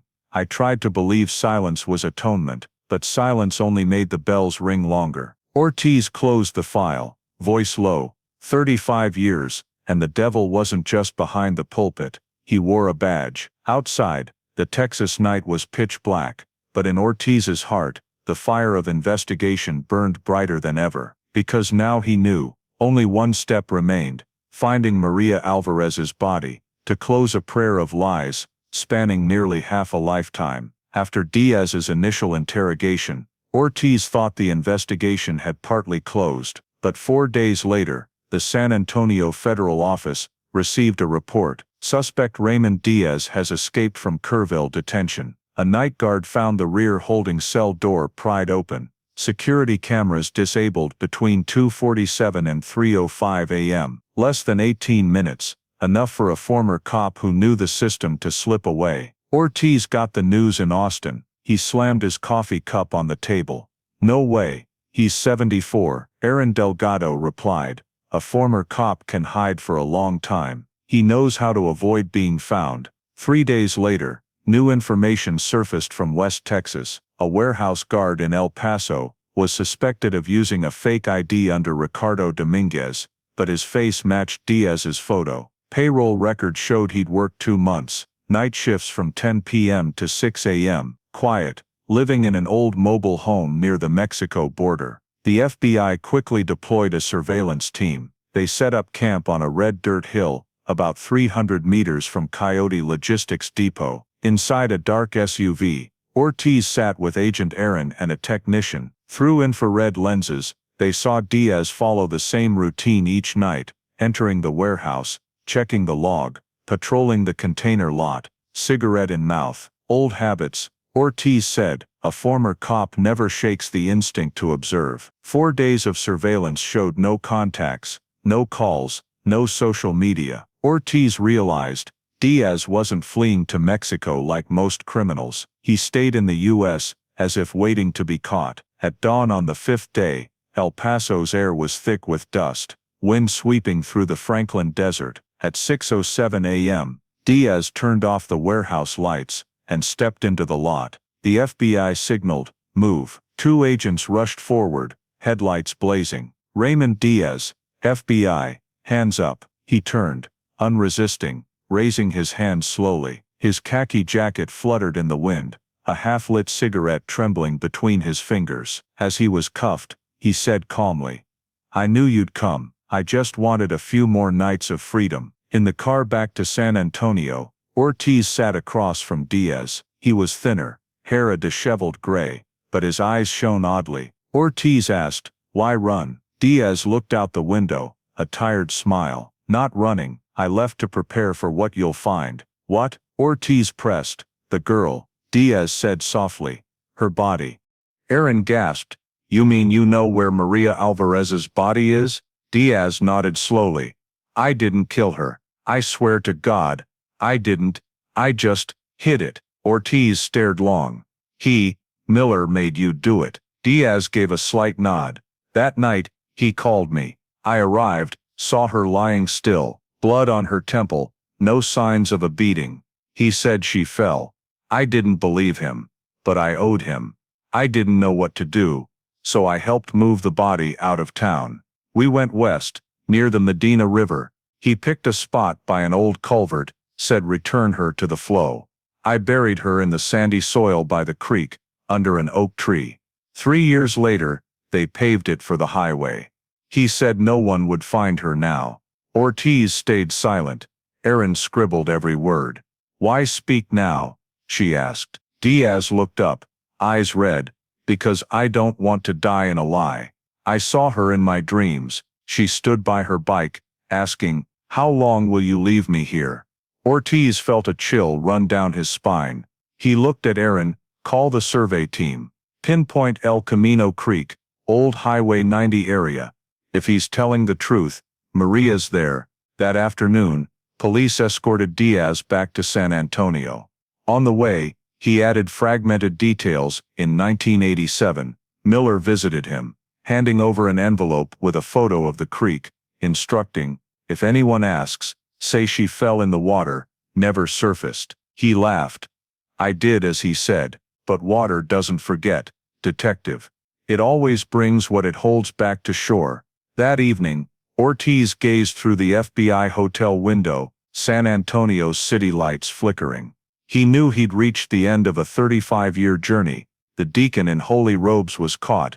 The cop who shielded him had confessed. But Ortiz knew the truth wasn't complete without Maria's remains. Diaz sat in his cell, writing a final note on a meal tray liner. "I don't want to die without hearing the church bells again. If you find her, tell her mother, I beg forgiveness. I was the weakest of those who wore the badge." Reading the note, Ortiz whispered, "No, Diaz, you weren't just weak. You're why justice died for 35 years. The next morning, the survey team prepared to leave El Paso. They carried Diaz's old map, marked with the oak culvert site. Ortiz knew, if true, beneath that soil lay not just Maria Alvarez's remains, but a city's buried truth. On the morning of March 12, 2020, the sky over Medina County's outskirts was gray, wind howling through dry fields, and ancient oaks, leaning silently. The federal forensics team set up a white tent by El Camino Creek, at the exact coordinates Diaz indicated, a spot once leveled for Highway 90, now a wild stretch of thick grass, 40 miles from San Antonio. Ortiz watched the small excavator start, eyes fixed on the hard soil he'd carried in his mind for 35 years. "Where do we dig first?" a technician asked. Aaron spread Diaz's old map, marked with a small red circle and scrawled words, "Oak Culvert." "Start here," she said. "If the confession holds, the body's under 5 feet deep." The sound of metal striking earth rang out. The first layer was just gravel and clay. Ortiz stood silent, hands in pockets, sun glinting on his weathered face. Each shovel strike made his heart pound. Hope and fear intertwined. No one spoke, only the wind and distant truck engines hummed. By midday, a worker paused. "Sir, something's here." Ortiz stepped forward. Beneath damp brown soil, a faded beige fabric scrap emerged, crumbling at a touch. Moments later, small bones appeared, a child's arm. No one spoke. Aaron knelt, eyes tearing. "It's her." The forensics team sealed the area. Each bone was numbered, bagged. As soil was brushed aside, an old grave took shape, a shallow pit, covered with sand and gravel, less than 4 feet long. At the head, under wet earth, metal glinted. Ortiz knelt, brushing it gently with bare hands. A silver cross necklace, chain rusted but pendant intact, bore a tiny inscription, "Ave Maria." Ortiz recognized it instantly. The 1984 file photo showed Maria wearing an identical necklace the day she vanished. He whispered, voice trembling, "Maria, we finally brought you home." The team stood silent for a minute. No order was given, just the wind and the creek's soft flow, like a prayer. That afternoon, the remains were taken to the Federal Forensics Lab in San Antonio. The analysis took 3 weeks. Results from the National DNA Identification Center confirmed mitochondrial DNA from the bones matched Rosa Alvarez's blood sample, stored since 1985. When Ortiz received the report, he didn't read past the first line, "Match confirmed. Victim Maria Alvarez." He stood still, gazing at the small photo on his desk, a 10-year-old girl, hair tied in pigtails, beaming on her green bike. 35 years of pursuit, and the truth had taken form. On April 5, 2020, a small white coffin left the forensics lab, escorted by police, FBI vehicles, and a few Edgewood residents. It moved forward. Maria's mother, now in her 70s, sat in a wheelchair, clutching a handkerchief embroidered with her daughter's name. As the procession stopped at Our Lady of Grace Church, she sobbed, "She's heard the bells." Ortiz approached, placing a yellow rose on the coffin, whispering, "I promised you." Aaron stood beside him, tears streaming. No one saw this as victory, just a return. Inside the church, light streamed through stained glass windows, illuminating Maria's enlarged photo. Beside it, the polished cross necklace sat in a small glass case. At the frame's base, a silver inscription, "Maria Alvarez, 1974, 1984. At last, you've heard the bells call you home." Texas headlines blared. Cold case 1984, solved, child found after 35 years, San Antonio reeled. Residents gathered, lighting candles, leaving dolls and pastries by the church steps. Many wept, some stood silently, eyes skyward. That night, Ortiz sat alone in his car, parked by Creekside's lot, the first crime scene. He heard crickets, wind whistling through trees, and pictured the girl biking past, her small shadow stretching on the red dirt road. He whispered, a final vow, "Maria, rest now. You made this city remember its conscience." On the dashboard, a small paper slipped from an old file, a 1984 handwritten note, faded. "She's alive by the creek." Ortiz picked it up, smiling bitterly. "No, you're not alive by the creek, but you made justice live here." Street lights flickered, reflecting on the windshield. Somewhere, Our Lady of Grace's bell tolled. After 35 years, it was no longer a haunting sound, but a farewell, guiding Maria Alvarez home. FBI San Antonio's interrogation room 3 was bathed in pale white light. The air was thick with bleach and stale coffee. On the wall, 2 photos sat side by side: Robert Miller, stern face, calm eyes; Raymond Diaz, clouded eyes, face creased with exhaustion. Both were now federal prisoners, each telling a different story of that same night, June 14, 1984, and only one could be true. Ortiz sat in the center, holding the cross-reference statements. Each line was a shard of distorted memory, and he knew, within those fragments, the truth hid, waiting to be pieced together with undeniable evidence: DNA. That morning, they interrogated Robert Miller first. He entered, still carrying a priest's composure. His prison uniform was neat, collar buttoned, hands clasped, as if in prayer. Ortiz began, "We found Maria Alvarez's body. Diaz confessed to helping you bury her. Anything to say?" Miller looked up, his eyes cold and unblinking. "I said from the start, I didn't kill her, I just drove her home. But Diaz, he followed me. He was there after I left." "After you left?" Ortiz pressed. "You mean you left Maria alone by the creek?" "Yes, she was alive then. I saw her slip, fall in the mud, but she got up. I panicked, afraid people would misunderstand, so I drove off. Diaz, he came after." Aaron Delgado, standing by, narrowed her eyes. "Any proof?" Miller gave a faint smile, tilting his head. "You have the DNA, you'll find him there. I only left my prints on the bike, not her body." Ortiz stared long. "You said return her to the water." Miller chuckled softly, voice steady and cold. "That was Diaz. He said he'd handle it so no one would know. I prayed for her, then left. I never touched a corpse." He leaned back, staring at the mirrored glass. "If you're as smart as I think, detective, you'll see I'm just guilty of trusting the wrong man. My only sin was misplaced faith." Ortiz closed the file, silent for seconds. In his gut, each word cut like a knife. Miller spoke as if he believed his own story, but Ortiz knew, DNA didn't lie. That afternoon, it was Raymond Diaz's turn. He shuffled in, iron cuffs clinking, limping after a month in federal lockup. Ortiz sat across, voice low. "Miller says you did it. He says you came after he left, and killed her." Diaz laughed, a raspy sound. "He said that. Cute. He's lied his whole life and still gets called a man of God."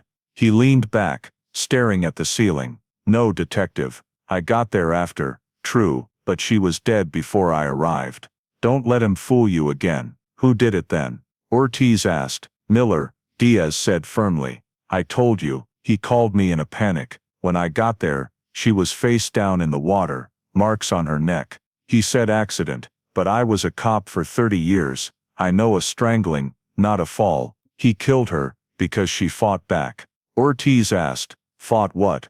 Diaz paused, then said softly, "He had a habit of seeking out kids in the parish. I'd heard rumors but didn't believe them, until I saw her body." In the observation room, Aaron shuddered. Ortiz kept his voice steady. "If you knew he did it, why not report him?" Diaz gave a bitter smile. "Because I was weak, because he saved my son, and because I thought burying the body would erase the sin for us all, but it kept the crime alive." Ortiz stared long. "Any proof?" Miller directly did it. Diaz exhaled smoke. "Nothing but memory. But you have the DNA, don't you?" Ortiz didn't answer. In his mind, 2 pieces clashed, the priest's story and the cop's repentance. Both admitted being there, both blamed the other for the kill, both swore to God they were innocent, and both told just enough truth to hide the rest. That night, Ortiz opened the forensic report. A bolded line made him pause long. Primary DNA source, Robert E. Miller. Secondary partial DNA trace, Raymond Diaz. What did it mean? It meant both were there when she died.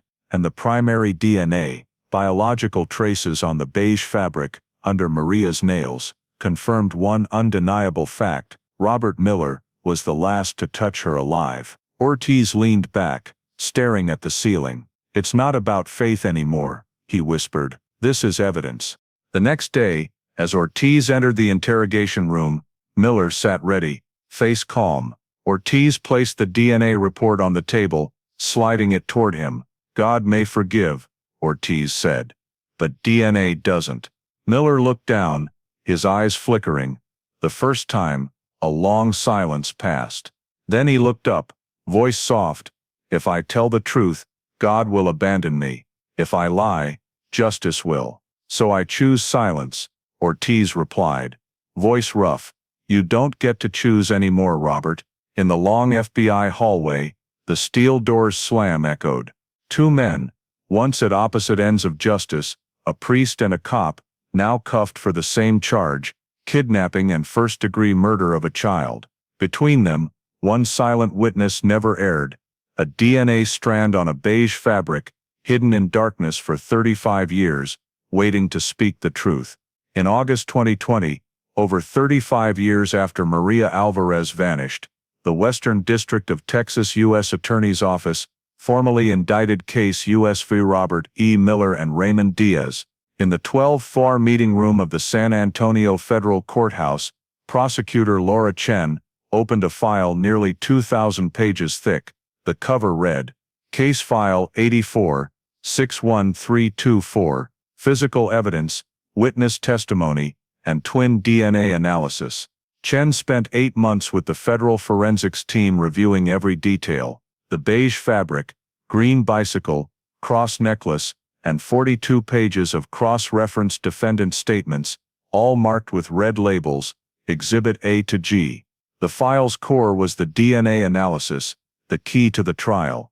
To prove Miller directly killed Maria, experts from Parabon Nanolabs and FBI Quantico compared epigenetic markers, genetic signatures distinguishing the Miller twins. They found methylation patterns in the crime scene. DNA matched Robert's, not his deceased brother Daniel's. This result, though new to only a few research institutes, was seismic in forensics. The first time in Texas twin DNA was used as criminal identification evidence. Chen wrote in the indictment, Defendant Robert E. Miller, as a trusted leader of Our Lady of Grace Parish, abused his authority to access the victim. After killing her, he enlisted former officer Raymond Diaz to conceal the body and falsify evidence records. These actions constitute first-degree murder, obstruction of justice, and conspiracy to conceal a crime. Ortiz was called as a special investigative witness. He'd seen every milestone, every layer of dust lifted from the file. As Chen presented the 35-year case timeline, Ortiz stood silently at the back, hands gripping the table's edge. The timeline stretched across a large screen. 1984, Maria Alvarez goes missing. Evidence miscoded. 1986, case labeled unsolved, inactive file. 1994, Detective Samuel Ortiz reopens file, but DNA tech insufficient. 2018, forensic genealogy identifies Miller lineage. 2019, arrests of Robert Miller, then Raymond Diaz. 2020, body exhumed in Medina County, identity confirmed via mitochondrial DNA. The room fell silent. Chen spoke, voice firm. 35 years, a 10-year-old girl was buried with the sins of two men, called God's servant and law's protector. Today, we restore justice's true name. After the indictment's release, Texas media erupted. The San Antonio Express News front page screamed, "The church deacon and the cop, a 35-year lie uncovered." National networks flooded San Antonio. CNN dubbed it one of the darkest alliances in Texas history. Reporters swarmed Our Lady of Grace. The church doors stayed locked, the steeple draped in tarp. An elderly former parishioner, tears streaming, said, "I confessed to him. Now I don't know if I prayed to God or a killer." At the San Antonio Police Department, Diaz's old unit faced a full audit. 2 retired officers testified about the 1984 evidence miscoding. The system, church to police, was under a public microscope. People began calling the case a chilling name, the creed and the badge. In his cell, Miller stayed silent. When a reporter asked, he said only, "Justice is God's will." "We're just tools." Diaz, conversely, requested media, admitting his full role. In a glass-separated interview, he said, "I deserve to hang. But at least now Maria's buried properly, not in darkness." Prosecutor Chen let no emotion seep in. In her court filing she wrote, "Both defendants contributed directly or indirectly to the victim's death. One killed, the other chose silence. In justice, that silence is also a crime." On September 18, 2020, Judge Harold L. Winters signed the order for trial the following year. The DNA evidence, Ortiz's testimony, and Diaz's partial confession were listed as key evidences. Ortiz left the courthouse, facing a line of cameras. A reporter asked, "Do you believe both will be convicted?" He replied softly, voice weary, "It's not about belief anymore, it's the truth, and the truth stands on its own." That night, the evening news aired a final image, two mugshots side by side, Robert E. Miller, once a preacher of God's word, and Raymond Diaz, once a badge-wearing cop, with bold white text on a black screen, "The Church Deacon and the Cop, Trial of Faith and Law." 35 years after Maria Alvarez vanished, Texas braced for a trial. Everyone knew it wasn't just about two men, but a reckoning for faith, justice, and a lifetime of buried memories. On February 12, 2021, the Western District of Texas Federal Courthouse was packed. From early morning, reporters, law students, and San Antonio residents lined the marble hallway. On the electronic board outside the courtroom, the text was clear: United States Verder Robert Eugene Miller and Raymond Diaz, Case 84, Chin 61324. After 35 years, the Maria Alvarez case entered its historic trial. In the grand courtroom, the air felt frozen. On the right sat Robert Miller, silver-haired in a pale gray suit, face calm but eyes deep and cold. Across from him was Raymond Diaz, aged and gaunt, hands trembling as they gripped the chair. Between them were two separate lawyers, one for the church, one court-appointed. Above, the U.S. seal loomed, light glinting off the table where Prosecutor Laura Chen stacked her thick file. "Miss Chen, your opening statement." Her voice rang out, each word slicing the air. "Your Honor, this case isn't just about a child robbed of life. It's about trust betrayed by a man representing God and a cop representing the law. Today, we don't just try two individuals. We try 35 years of silence." She signaled. Lights dimmed. A large screen lit up, showing the first image, a green bicycle tilted by a dirt ditch, photographed in 1984. Next came a crime scene map, the beige fabric, and the silver cross necklace, found at El Camino Creek. Each image bore captions, timestamps, and GPS coordinates. When the small skeletal remains of Maria appeared, the room went deathly silent.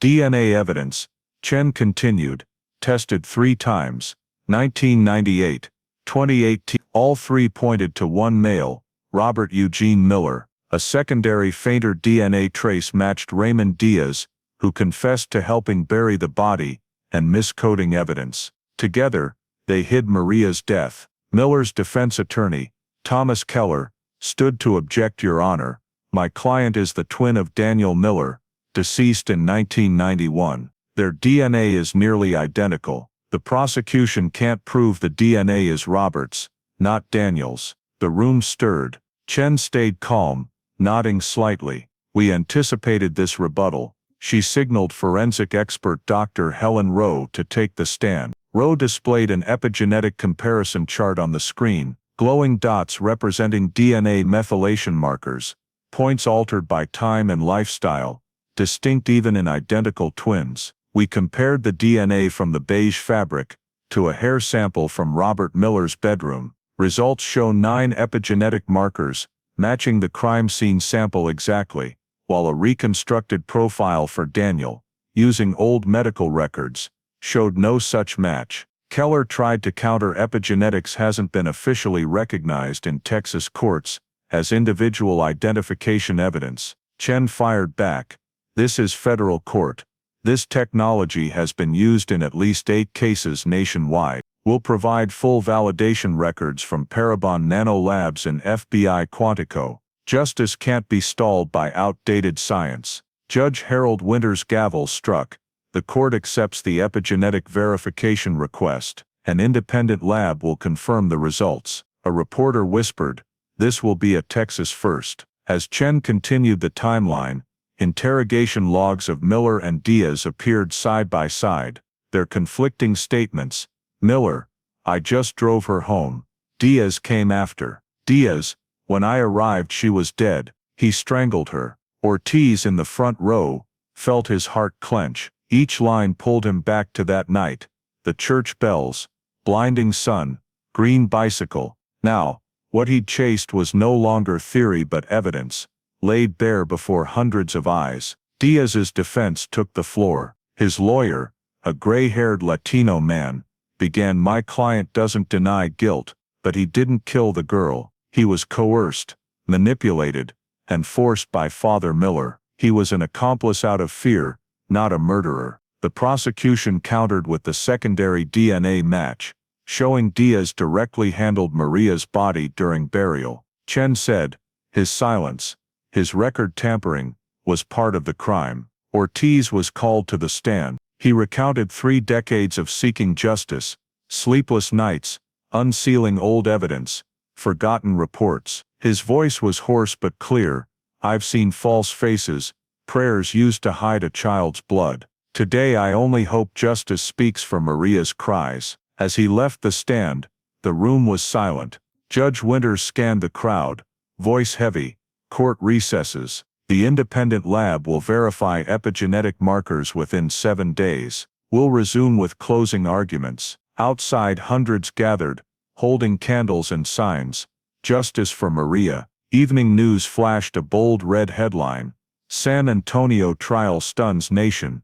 DNA of faith and betrayal." In his car, Ortiz peered through the window, seeing candlelight flicker like hundreds of glowing souls. He whispered to himself, "Now, justice isn't just in files, it's in every DNA strand, and in this city's memory." A week later, on February 19, 2021, the San Antonio federal courtroom was packed. The air felt thick. Everyone knew today wasn't about human judgment. Science would decide. Outside, reporters crowded, news vans lined Dolorosa Avenue. The electronic board read, "Trial continues. Epigenetic DNA report." As Judge Harold Winters entered, all stood. He struck his gavel, voice hoarse but firm. "Court resumes for United States v. Miller and Diaz. We'll hear the independent epigenetic analysis results."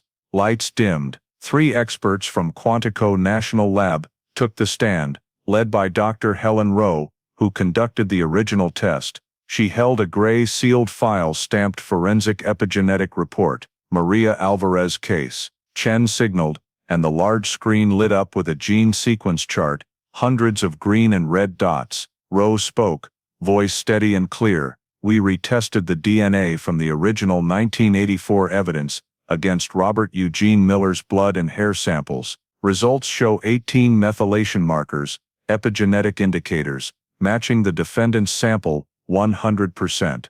Error margin is under 0.001%, a 1 in 100 billion probability." The room went breathless. A reporter dropped a pen, the clatter like a gunshot in the silence. Rowe continued, calm as a lecturer, "We also reconstructed Daniel Miller's genetic profile from old medical records. Only 6 of 18 markers matched, meaning the crime scene DNA cannot belong to Daniel Miller." Chen stood, voice cutting like steel. "Can you confirm under current scientific standards that the DNA on the evidence is Robert Miller's?" Rowe looked up, eyes blazing. "Yes, Your Honor, no doubt remains." A murmur rippled through the room, then stopped. Miller sat motionless, hands on his lap, staring ahead. For a moment, his eyelid twitched, fear or anger, no one could tell. Beside him, Diaz bowed his head, hands trembling. Chen stepped forward, facing the jury,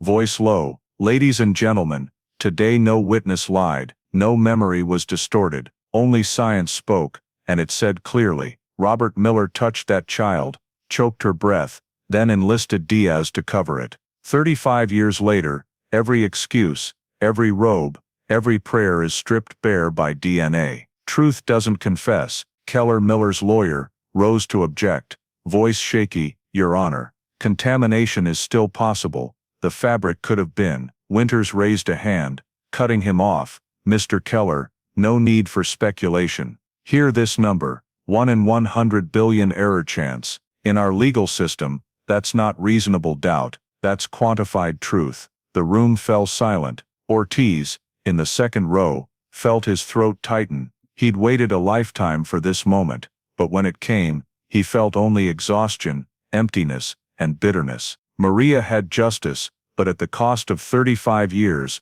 and a generation in silence. Judge Winters nodded to the jury. You've heard all testimony, evidence, and analysis. The court asks you to retire, and deliberate for a verdict.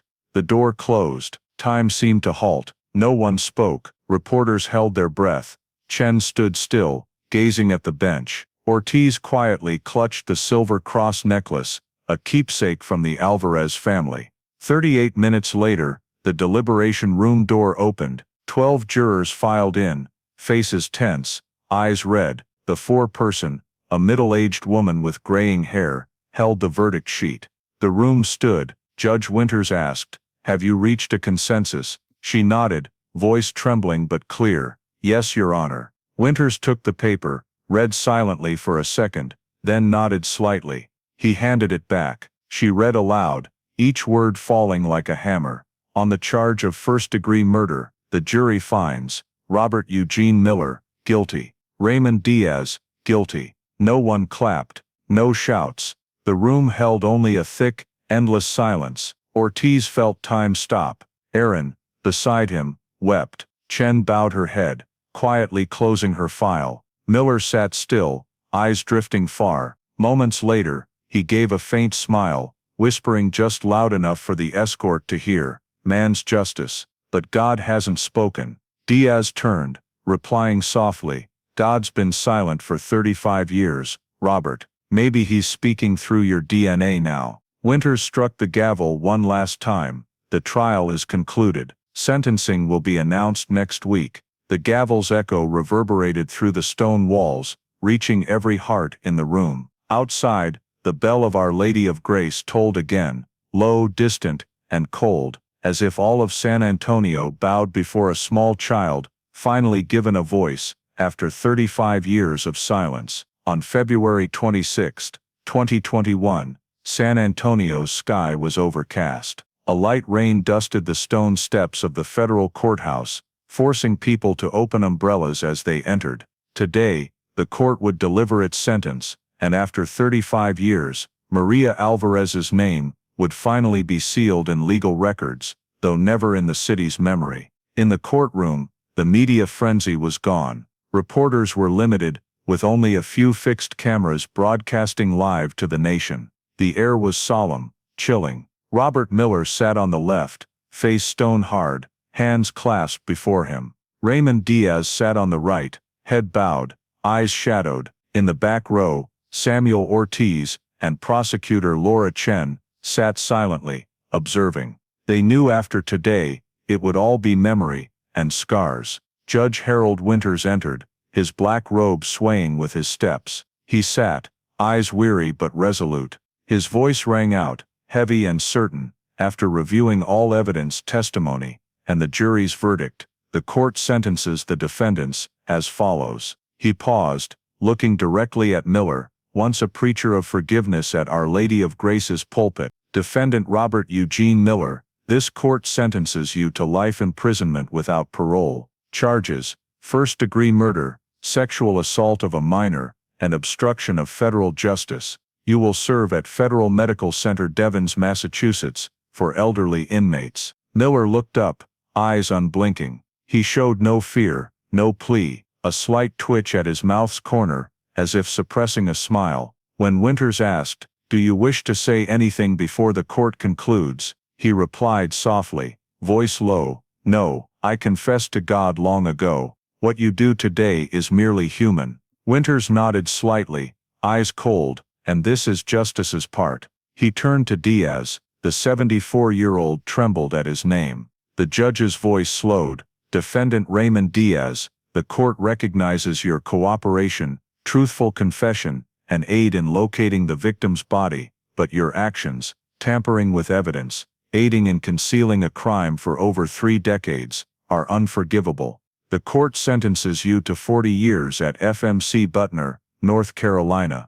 Diaz bowed his head, tears falling onto his cuffed wrists. He whispered, almost inaudibly, I just wanted to hear the church bell one last time, but I don't deserve it. Winters looked at the 2 men, a priest and a cop, then spoke, voice low like a funeral bell. Both of you were trusted, stood on opposite sides protecting humanity. But today, justice sees no robes or badges, it sees only the truth. He struck the gavel, 3 sharp sounds echoing through the room. Court is adjourned. No one spoke, no applause, no cheers, only the steady rain on the windows, and the breaths of those watching. Ortiz stood, silently watching Miller led away. In the white light, his orange prison jumpsuit gleamed coldly. He glanced back at Ortiz, lips moving as if to speak, but the escort pulled him before Ortiz could hear. Diaz followed, slower, passing Ortiz. He whispered hoarsely, thank you, detective, you let her rest. Ortiz didn't reply, only nodded. In Diaz's eyes, he saw no more defensiveness, just the exhaustion of a man drained by his own guilt. Outside, the rain grew heavier. Ortiz stepped onto the stone steps, umbrella unopened. Cold water soaked through his jacket, running down his neck, but he felt nothing. Chen followed, placing a hand on his shoulder. You did it, Sam. He shook his head. No, I only found what should have been found 35 years ago. The cost was a lifetime. Chen said nothing. They looked out at the street, where candles from last night's vigil still flickered, half burned. The wind blew, their small flames wavering, then dying. That evening, Ortiz drove through Edgewood, where Maria once lived. The Alvarez family's small house was repainted, a wooden sign in the yard, for Maria, 1974, 1984. He stopped, stepped out, and looked through the wooden fence. A neighbor girl pedaled a bike on the narrow road, hair flying, late-day sun, glinting off its green frame, identical to Maria's long ago. Ortiz stood there long. He recalled years hunched over files, mocked by superiors, sleepless nights by evidence boxes. Now, with justice delivered, he felt a strange void, as if his life had lost its only purpose. Above, the bell of Our Lady of Grace rang again. No one preached, no crowd gathered, just the mournful clang of metal and rain. Ortiz looked up, whispering, voice choked, Maria, you've heard your bell one last time. As for me, I don't know how long I'll keep hearing it. He turned, walking slowly to his car. On the steps behind, street lights reflected raindrops sparkling on the road, like the city's tears, shed for a 10-year-old, for faith that died, and for justice reborn. In April 2023, news from Federal Medical Center Devens, Massachusetts, reached San Antonio in a brief 3-line fax. Inmate Robert Eugene Miller, 77, found unresponsive in cell, morning of April 5. Cause of death, acute heart failure. Personal effects, 1 Bible, 1 photograph, 1 sealed envelope. Miller's death spread quickly, but no one celebrated. The press called it a quiet end to Texas's loudest case. For retired Detective Samuel Ortiz, though, the story wasn't over. Those who hide sins rarely leave without a trace. 3 days later, the Texas U.S. Attorney's Office received an envelope from Devens, addressed to Lieutenant Samuel Ortiz, Ret. The scrawled but steady handwriting read, "Open only when I'm dead." Ortiz went to the office to retrieve it. He sat in the old meeting room, sunlight slanting through dusty blinds. His hands trembled slightly as he tore the envelope. Inside was a sheet folded in half, the first line in small neat script, "She was never alone." Ortiz frowned. Below were 3 short paragraphs, like a half-confession, vague, chilling. "I never asked forgiveness, for I know I'm unworthy. I lied about one thing, not the child, but the one who knew. No one should bear guilt alone, not even a priest." At the bottom, a shaky signature, R. Miller, 2023. But what froze Ortiz was a smudged fingerprint on the envelope's edge, confirmed by forensics as not Miller's. Under UV light, a faint ink trace revealed a second, smaller, clearer print. The system returned a match in 3 minutes. Fingerprint match. Father Antonio Jimenez. Ortiz gripped the papers, a chill running down his spine. Father Jimenez, the priest falsely suspected in 1984, cleared for lack of evidence, who taught Maria's catechism class. He vanished from San Antonio in 1987, moving to a small New Mexico parish, living reclusively for 3 decades. Ortiz called Aaron Delgado, now heading FBI Texas's Cold Case Division. Aaron, Jimenez's print is on Miller's letter. I need his whereabouts in 2023 verified. 2 hours later, the report flashed on screen. Father Antonio Jimenez, 81, died April 3, 2023, in Las Cruces, New Mexico. 2 days before Miller, Ortiz went still. 2 men tied to the same case, dead 48 hours apart, one's fingerprint on the other's dying letter. It couldn't be coincidence. Aaron arrived at his house that evening. They spread the letter on the table, using a UV lamp, to read the faint ink traces on the back. In the page's corner, nearly erased, was a line. He knew. He always knew. The girl came to the church that final afternoon. Ortiz sighed softly, recalling old testimony. A witness said Maria spoke to a man in black before vanishing. Back then, everyone assumed it was Miller, who wore the black deacon's garb. But what if the man in black was Father Jimenez? Aaron spoke slowly. You think Miller's hinting Jimenez was there that day? Ortiz nodded. Not just there. I think Jimenez knew Maria met Miller, and stayed silent his whole life. They dug through old parish records. A June 1984 log showed Father Jimenez taught Thursday afternoon catechism, when Maria often attended. In the roster, Maria Alvarez was faintly scratched out in different ink, as if someone tried to erase and rewrite it. Beside it, a small note, absent, escorted home by R.M. Ortiz. Stared at the text, heart pounding. R.M. Robert Miller. A clue overlooked for 35 years. He whispered, not just acquainted, they coordinated. Jimenez knew Maria, and let Miller take her home instead. Aaron sighed. You think Jimenez was directly involved? Ortiz looked at the letter, tapping the line. No one should bear guilt alone. No, I think he knew, but chose silence. Maybe he even helped Miller cover something, or at least gave false witness to protect the church. The next day, the FBI searched the Our Lady of Grace Parish archives. In a confession, 1984 cabinet, they found an old cassette labeled Private, Do Not Destroy. The tape captured Jimenez's trembling voice. Lord, I'm afraid. I didn't know what to do. I saw him take her, but he told me to trust in God. I trusted, and now I don't know who needs saving. The recording cut off abruptly, heavy breathing at the end. When the playback ended, Ortiz leaned back in his chair. He understood. All those years Jimenez was falsely suspected. He carried fear and guilt, for he saw everything but out of faith or fear, chose silence. And Miller exploited that, letting his sin survive as a prayer. That evening, Ortiz sat alone outside his house, the letter on a wooden table. San Antonio's night breeze carried distant church bells. He reread Miller's final line in his mind, a twisted mantra, she was never alone. He muttered, yes, Robert, because you never let her rest. He folded the letter, sealed it in a new envelope, and wrote, to case file, case closed, but never forgotten. Above thunder rumbled, distantly, like justice's belated reply. Somewhere, Our Lady of Grace's bell tolled again, this time not for sinners, but for a 10-year-old girl, and a truth finally pulled from darkness. Just a week after Ortiz submitted the envelope, and Jimenez taped to the FBI, the Bureau expanded its investigation into the San Antonio Diocese, which oversaw Our Lady of Grace in the 1980s. Texas public opinion erupted again.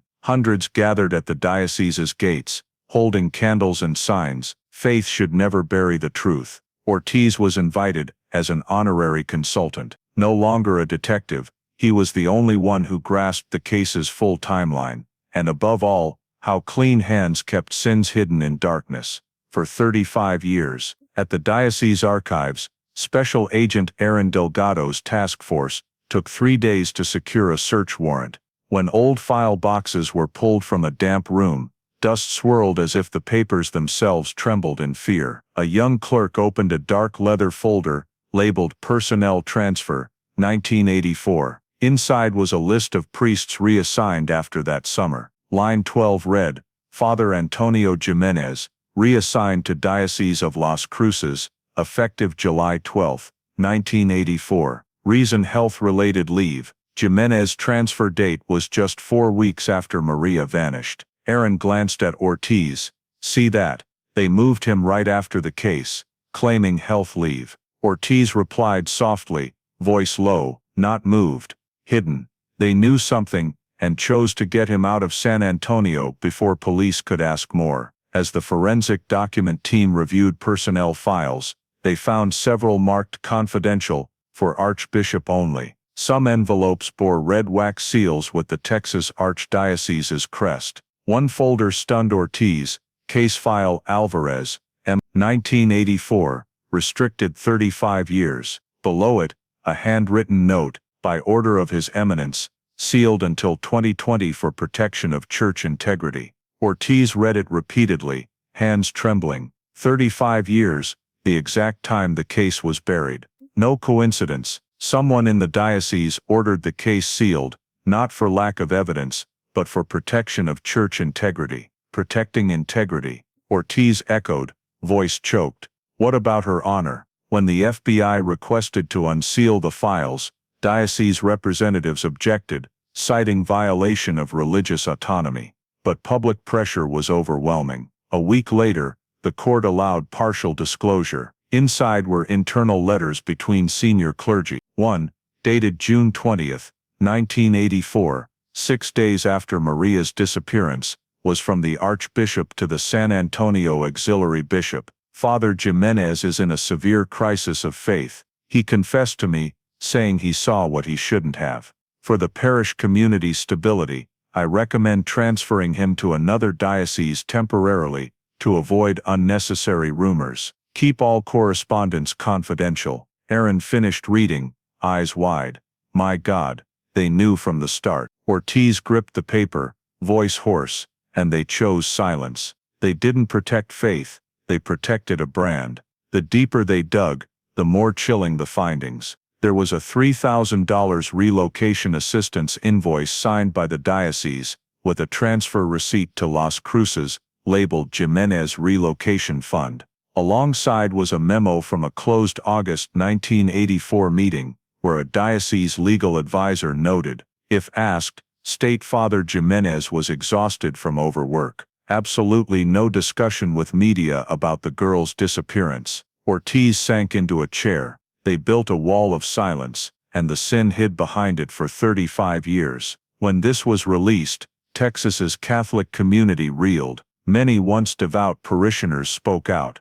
Headlines screamed, the diocese knew, and kept silent. Protection of image, not justice. Our Lady of Grace was temporarily closed for investigation. Police sealed Jimenez's old office. A group of middle-aged parishioners still prayed outside the gates, holding a sign, we prayed for the wrong men. The San Antonio Diocese issued a statement, we are deeply saddened by what occurred. But at the time, decisions were made in a different context, when the community was fragile, and faith risked unraveling. The apology came too late. At the next press conference, Aaron spoke, no context justifies burying justice, and true faith never fears the light. Ortiz stood backstage, watching through glass as reporters snapped photos of the sealed files. He felt transported to that rainy night long ago, same silence, same fear, only now, darkness no longer held the power to keep secrets. That afternoon, he returned home, spreading the newly disclosed documents on his desk. Atop each page, bold red text, confidential, sealed for 35 years. Ortiz whispered, voice low like a prayer. 35 years, they called it protecting faith. but they just feared losing their image.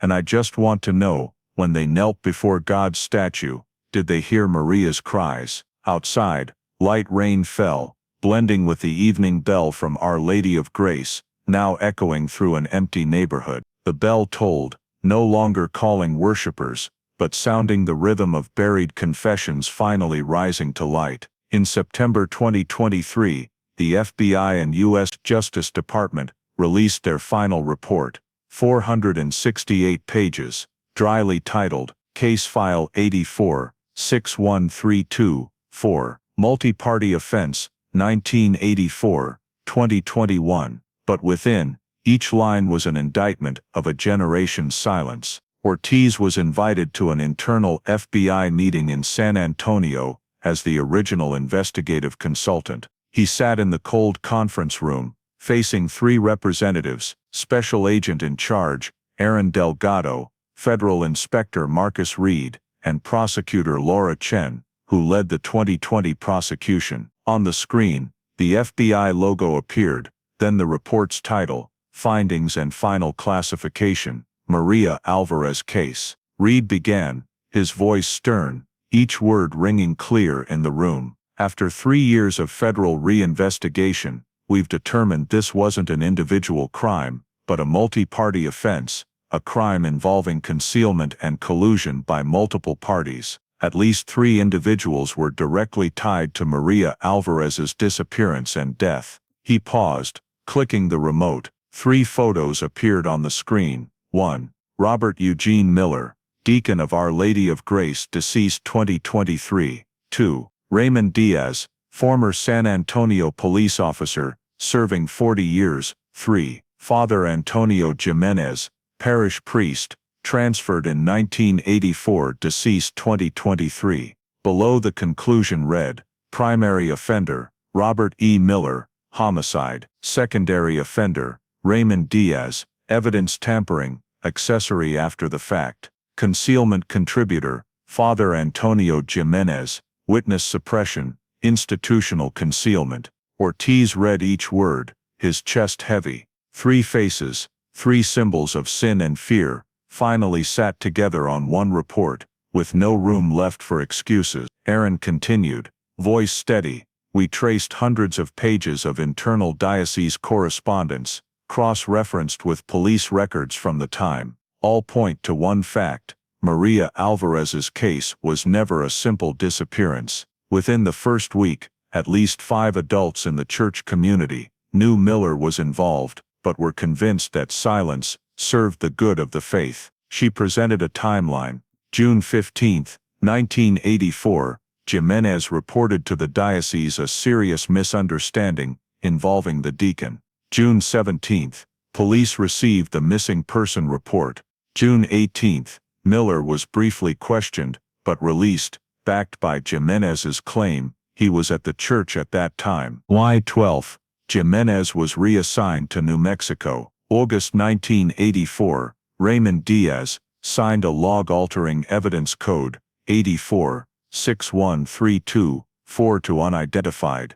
Reed closed the file, eyes scanning the table. It all connects. 1 killed, 1 cleaned up, 1 covered up. For 35 years, justice was wrapped in vestments. Laura Chen spoke, voice low but firm. This report isn't to re-prosecute the dead, but it will be a precedent for all cases involving institutional cover-up, organized concealment by religious or local authorities. On page 317, bold text read, the San Antonio Police Department failed to maintain chain of custody integrity in 1984, resulting in decades-long obstruction of justice. After the report's release, the San Antonio Police Department, SAPD, was forced to launch an internal investigation. Old files were re-examined. Several retired officers, including Frank Hennessy, who led the initial response team, were summoned for clarification. The press called it the reckoning of 1984. Ortiz watched the news on TV. In a segment, the new SAPD chief stood before cameras, saying, "We can't change the past, but we can correct the future." Starting today, all 1980s cold cases will be reviewed, especially those with religious elements. When a reporter asked Ortiz's thoughts on the FBI's findings, he said briefly, "Justice delayed is still justice, but when it waits 35 years, it's not a victory, it's a warning." 3 days later, the report went public. The Washington Post's front-page headline read, "Federal Report Reveals Trinity of Silence, Deacon, Cop, and Priest." On TV broadcasts, anchors read the report's closing line, sealing nearly 4 decades. Though 2 of the offenders are deceased, their silence shaped a generation's faith and fear. The case is hereby closed, but not forgotten. Ortiz printed the PDF, placing it beside Maria Alvarez's small photo, her clear smile, hair in pigtails. He stared long, then whispered to himself, "Finally, you're no longer buried in files." The name Maria Alvarez is now in a U.S. federal report, and that means justice is written in ink, not just tears. That night, stepping onto his porch, San Antonio's air was still, far off. Our Lady of Grace's bell rang again, low, slow, clearer than ever. No more hidden whispers in the dark, only the echo of a final truth, written by human hands and sealed by America's crest. In March 2024, nearly a year after the federal report closed Maria Alvarez's case, the forensic science world saw a landmark event. Parabon Nanolabs, America's leading DNA tech lab, held a national press conference in Virginia, announcing the first-ever method to distinguish identical twin DNA in U.S. judicial history. The auditorium was packed with scientists, lawyers and investigators from 42 states. Behind the podium, a giant LED screen displayed white text on black, "The Alvarez Breakthrough." When science broke the mirror, the press dubbed it the Alvarez Breakthrough.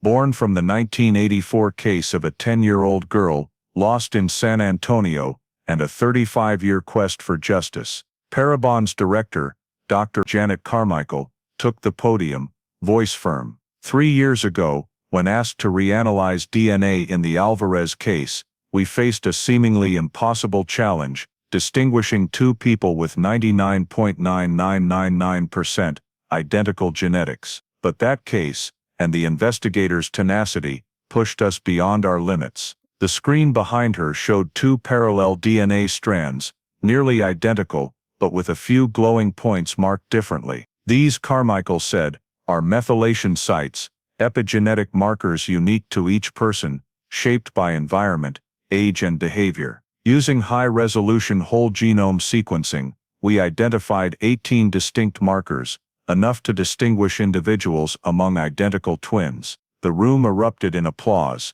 An MIT professor stood, saying, "This isn't just a forensic leap, but a genetic medicine milestone. You've rewritten science's boundaries." In the front row, Aaron Delgado, now FBI Cold Case Division Chief, sat beside Samuel Ortiz, invited as an honored guest. As the next slide appeared, they saw familiar images: the green bicycle, silver cross necklace, the note "She's alive" by the creek. Ortiz bowed his head, whispering, "Maria's still teaching the world a lesson." Carmichael continued, "This method, named the Epigenetic Differentiation Protocol, EDP, was approved by the FBI for criminal investigations starting this year. The Alvarez case became Federal Case Study 001, the first U.S. case where twin DNA successfully convicted a first-degree murderer." She paused, her voice softening. "But this isn't just a technical achievement, it's proof that justice can be delayed, but never erased. A missing child became the foundation for technology that gives a voice back to hundreds of other victims." Behind her, a slide displayed a list of 14 cold cases being reopened, thanks to EDP. The next day's headlines blared, "From San Antonio to the world, how Maria's case changed forensic science forever." During the Q&A, a Guardian reporter asked, "Is it fair for a tragic case to become a scientific symbol?" Dr. Carmichael replied, her eyes sad but resolute, "Justice doesn't choose its form. Every tear can become evidence, if we know to look at it in the light." After the press conference, Ortiz and Aaron were invited on stage. Carmichael presented them with a bronze replica of the first epigenetic report, inscribed, "In memory of Maria Alvarez, the child who gave science a voice." Ortiz held the plaque, eyes welling. In that moment, he recalled 3 decades nights in the archive, church bells, flashlights in Creekside's mud, and the eyes of a 10-year-old in an old photo. All exhaustion, all bitterness melted, leaving only one simple truth: justice had outlasted humanity. As they left the auditorium, a journalist asked, "Do you think Maria Alvarez can rest now, after all this?" Ortiz paused, gazing at the sunlight glinting off the bronze plaque, then replied softly, "She's been at rest for a long time. It's we who found peace through her." That afternoon, CBS News's science segment opened with Carmichael's words, "From now on, America can call DNA its truest witness," and the first name it spoke for was Maria Alvarez. 2 weeks later, the Journal of Forensic Sciences published a special editorial describing the case as a paradigm shift in how humanity views genetics. The piece concluded, "When technology can distinguish 2 perfect copies of life, justice has no excuse to be defeated by those hiding in each other's shadows." In San Antonio, a small bronze statue was erected on the grounds of the Texas Forensic Research Institute. It depicted a girl riding a bike, hair flowing in the wind, gaze fixed forward. Beneath the stone base, an inscription read, "Maria Alvarez, 1974-1984. She proved that even silence leaves a trace." At sunset, when Ortiz visited the statue, a gentle breeze rustled leaves against the bronze, echoing like distant bells. He placed a hand on the base, speaking softly, voice thick with emotion, "You gave science what humanity lost, the belief that truth one day will speak for itself." The Texas sky burned red like fire, reflecting off the bronze plaque bearing her name. Somewhere, Our Lady of Grace's bell tolled again, no longer a sound of sorrow, but an echo of knowledge and justice, sparked by an unknown child in 1984 for all of America. On a clear fall morning in 2024, San Antonio's sky was strikingly vivid, as if the city finally exhaled after 40 years of silence. In a small third-floor room at the city police department, Samuel Ortiz stood before a mirror, adjusting his collar one last time.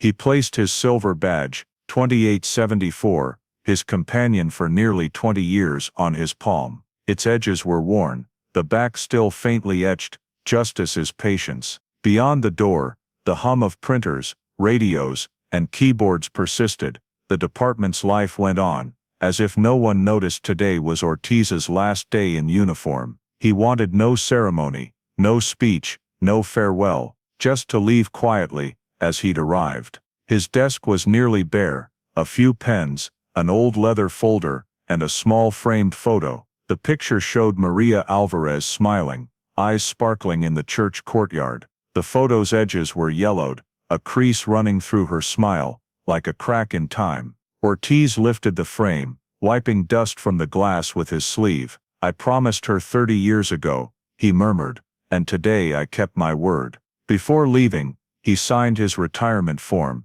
his handwriting slightly shaky but firm. At the bottom, he added, "End of the Maria Alvarez case. End of me." As he walked the hall, young colleagues paused, nodding respectfully. They knew, though Ortiz never sought a claim, he'd revived the department's cold case unit. Some called him the last detective of the old school, the final believer that any case could find truth, given enough time. Outside, Texas sunlight poured down, reflecting off his old Chevy Impala's glass. Ortiz paused on the steps, opening his badge one last time, its silver glinting in his palm. He recalled 30 years ago, his first patrol night, when his captain said, "This badge isn't just authority, it's a promise. Once you wear it, you can't forget," and he never did. As Ortiz stepped down, Erin Delgado waited by her FBI SUV. She smiled, handing him a thin envelope, from Washington. "A thank you from the Justice Department. They want you to teach at the Federal Investigator Training Academy." He smiled, shaking his head. "Thanks, Erin, but I've taught enough. It's time to learn silence." They shook hands. Erin said softly, "Maria would be proud of you." Ortiz replied, "No, I just did what I owed her." He opened his car door, started the engine, Its old rumble stirred a thin dust cloud from the lot. As he turned off Commerce Avenue, he glanced in the rearview mirror. The police station shrank, then vanished. Ortiz drove to Mission Park Cemetery, where Maria's grave lay under an old oak. He spread his jacket on the grass, sat, and quietly placed her photo from his pocket on the headstone. That photo, carried through thousands of miles, hundreds of files, and countless sleepless nights. The stone read, Maria Alvarez, 1974, 1984, beloved child, eternal voice of truth. Ortiz gently set badge 2874 beside it. You gave me a reason not to give up, he said, voice trembling. Now you rest, and I can too. A breeze scattered white petals across the grass. In the distance, Our Lady of Grace's bell tolled, steady, low, far. Ortiz looked up at the sky. Late sunlight pierced the leaves, casting a small glow on the headstone. He clasped his hands, closing his eyes. When he opened them, he smiled. A rare smile colleagues and media never saw. Then he stood, leaving the badge by the grave. Walking slowly from the cemetery, his shadow stretched long on the sunlit ground. A chapter closed, with no applause, no cameras, just wind, earth, and a warm, dim light enveloping him. In his wallet, only Maria's small photo remained, with a handwritten note from long ago. When you find her, you can rest. And now, after 40 years, Samuel Ortiz could finally rest, not because he was spent, but because justice had taken form, and its name was Maria Alvarez. In spring 2025, Edgewood Park, once a divide between a poor neighborhood and wild, grassy outskirts, had become San Antonio's new heart. Amid green lawns, by the small canal where Maria's green bicycle was found, a bronze statue rose. Over 2 meters tall, it depicted a 10-year-old girl standing by her bike, pigtails tied, face turned skyward, as if seeing something distant. At its base, a white stone plaque bore words that silenced readers. Science found what faith couldn't. The dedication occurred at sunset on April 10, 41 years after Maria vanished.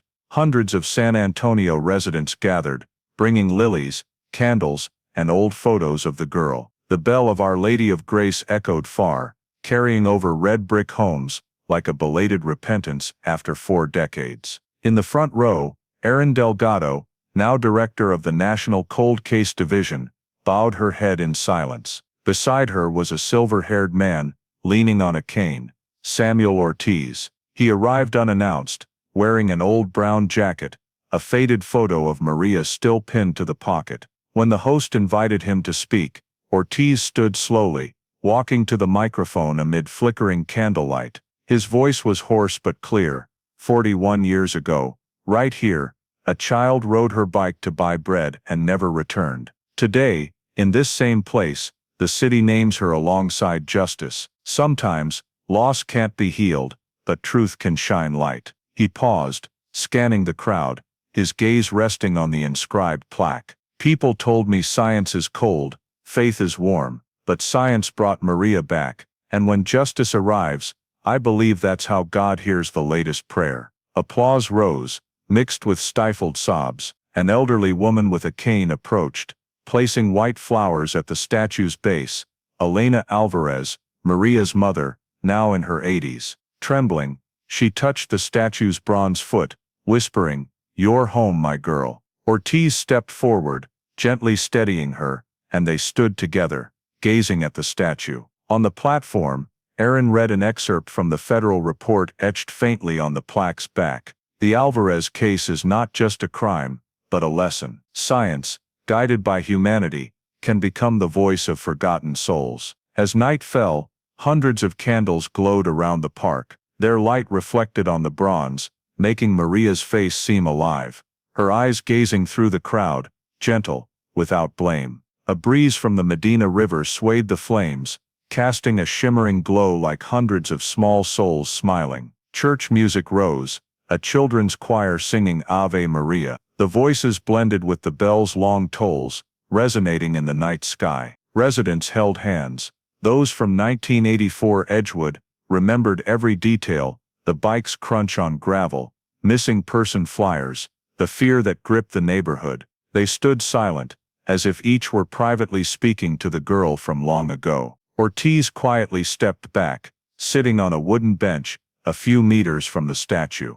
Beside him, an 8-year-old girl tugged her father's hand, whispering, "Dad, why did they build this statue?" He replied, "Because some people never come back, and some spend their lives bringing them home." The girl nodded, staring at the statue, then said softly, "She looks happy." Ortiz overheard, a faint smile crossing his face, eyes glistening. At 8 p.m., as the ceremony ended, Our Lady of Grace's bell rang again, 3 slow deep tolls. The crowd bowed their heads. Elena gently squeezed Ortiz's hand, whispering, "Thank you for not giving up." He replied, voice choked, "No, I just did what anyone should for a child." The night breeze swept through the park, carrying the scent of lilies, mingling with the faint metallic chime from the statue, a delicate clear ring, like an invisible thank you. On the plaque's corner, candlelight illuminated the words, "Science found what faith couldn't,"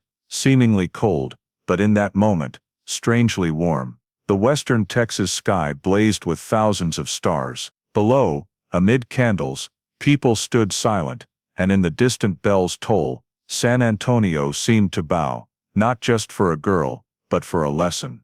Truth may sleep, but it never dies. In summer 2025, 6 months after the Edgewood Park Memorial, Maria Alvarez's name surfaced again, not on a gravestone or bronze plaque, but in federal investigator training curricula. The FBI Academy, in Quantico, Virginia, with the Texas Rangers Division, officially added the Alvarez case, 1984-2021 to its cold case methodology, Level IV, a mandatory text for senior investigator courses. The document opened with a simple haunting line, a scrap of beige fabric, a 30-minute discrepancy, and 35 years of waiting.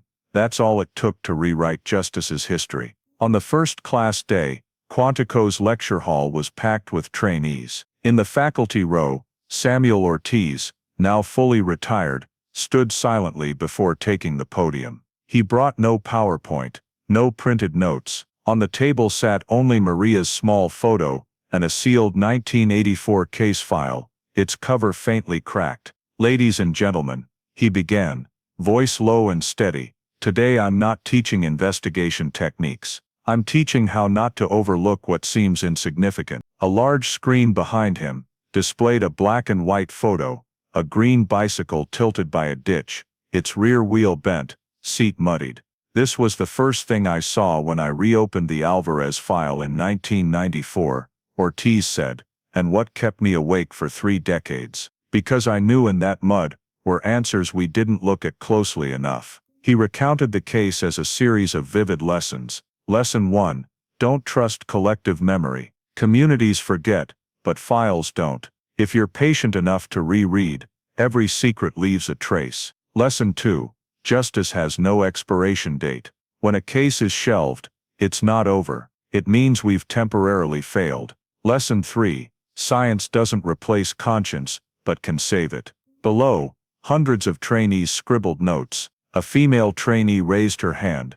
"Sir, what kept you going when everything was buried for 35 years? Ortiz paused for seconds, then answered, "Because every Sunday, I saw her mother in the back pew, praying for something she knew wouldn't return." When you see someone still believe despite everything saying give up, you'll understand duty. At the room's rear, FBI Representative Erin Delgado sat quietly. She watched as Ortiz moved to the next slide, an image of Parabon Nanolabs, and the phrase "science found what faith couldn't." He said, "We think we represent justice, but the Alvarez case showed me, justice sometimes needs no representative, only someone who won't quit. Science can sleep, files can gather dust, but the will to seek truth, if it persists, wakes everything." He paused, pulling a small worn paper from his pocket.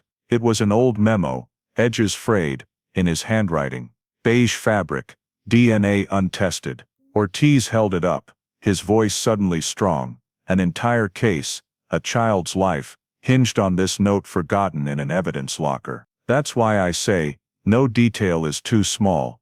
The room fell silent, only pens scratching. At the session's end, as trainees filed out, Aaron stepped to the stage, presenting Ortiz with a small medallion engraved with the FBI logo, and for dedication beyond decades. Samuel Ortiz, cold case pioneer. He smiled faintly, declining to speak. He only bowed in thanks, placing the medallion beside Maria's photo. A week later, Ortiz's lecture aired on the FBI's internal broadcast. Thousands of investigators nationwide watched, and in its closing, as Ortiz left the podium, he turned back to say a line later quoted across academies. "Every cold case has a heartbeat. Our job is to hear it, whether it's 10, 30, or 50 years." That year, the FBI launched Operation Reignite, a national plan to reopen over 400 cold cases across America, many inspired by the Alvarez case's epigenetic methods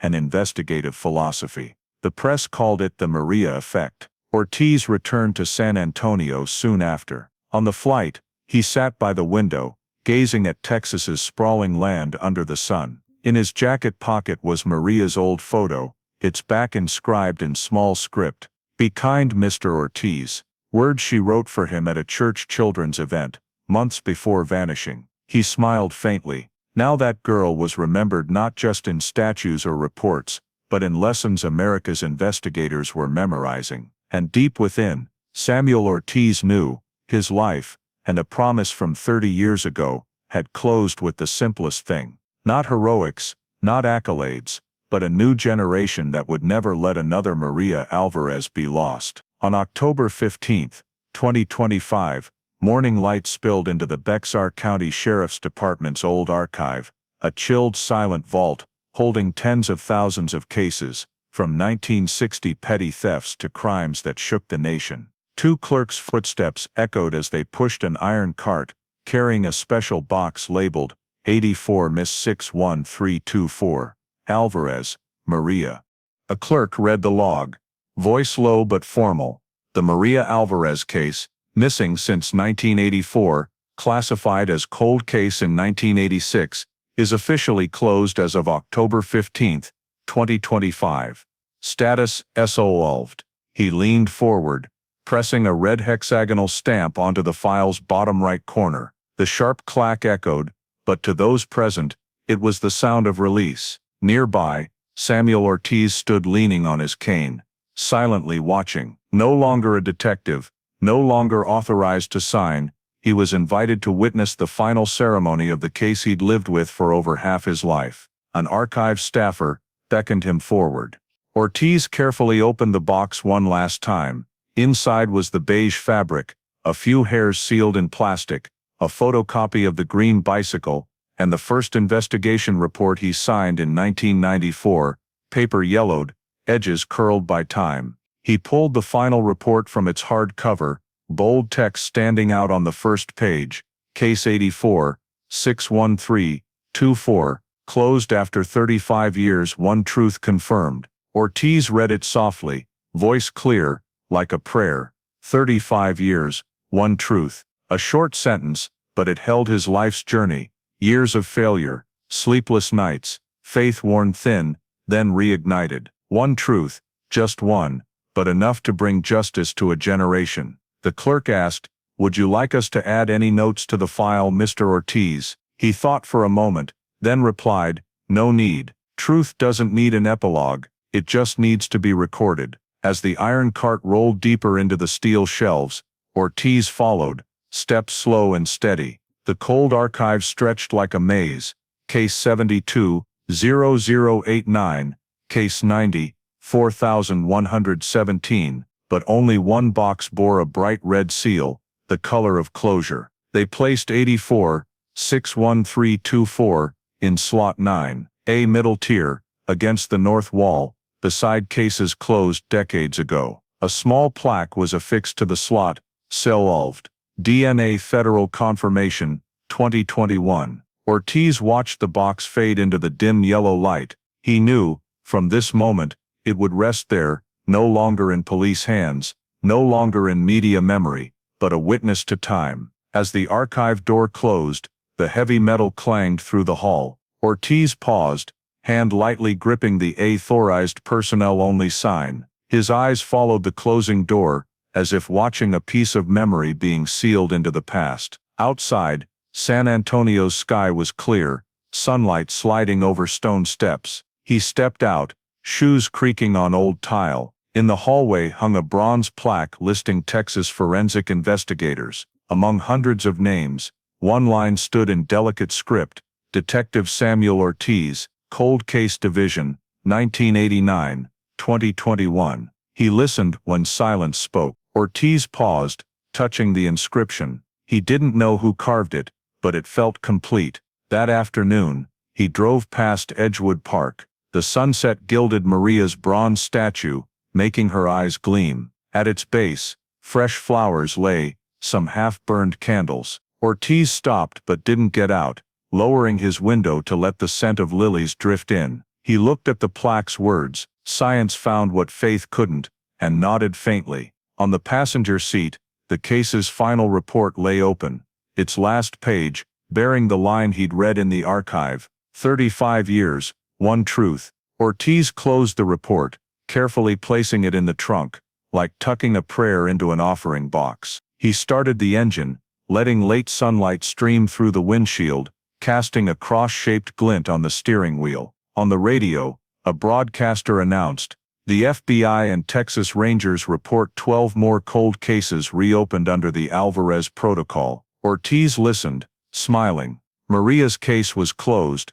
but its legacy was unfolding. Before turning from the park, he glanced in the rearview mirror. The sunset glowed on the statue, as if she were pedaling through light. He whispered, voice low like the wind, "Rest now, kid, you did it." And then, on the long road west through Texas, Samuel Ortiz drove away, carrying a rare lightness he'd never felt in his investigative life. Behind him, in Bexar County's cold archive, Box 84, 61324, rested, its red seal glowing under yellow light, like a heart no longer in pain, but still beating quietly, in the memory of those who believed truth, once found, never sleeps. The Texas afternoon settled slowly, like a deep gold veil over the city. On the small boulevard into Edgewood Park, the air carried scents of earth, wild flowers, and lingering incense from last month's memorial. In the distance, Our Lady of Grace's bell tower rose against the sky,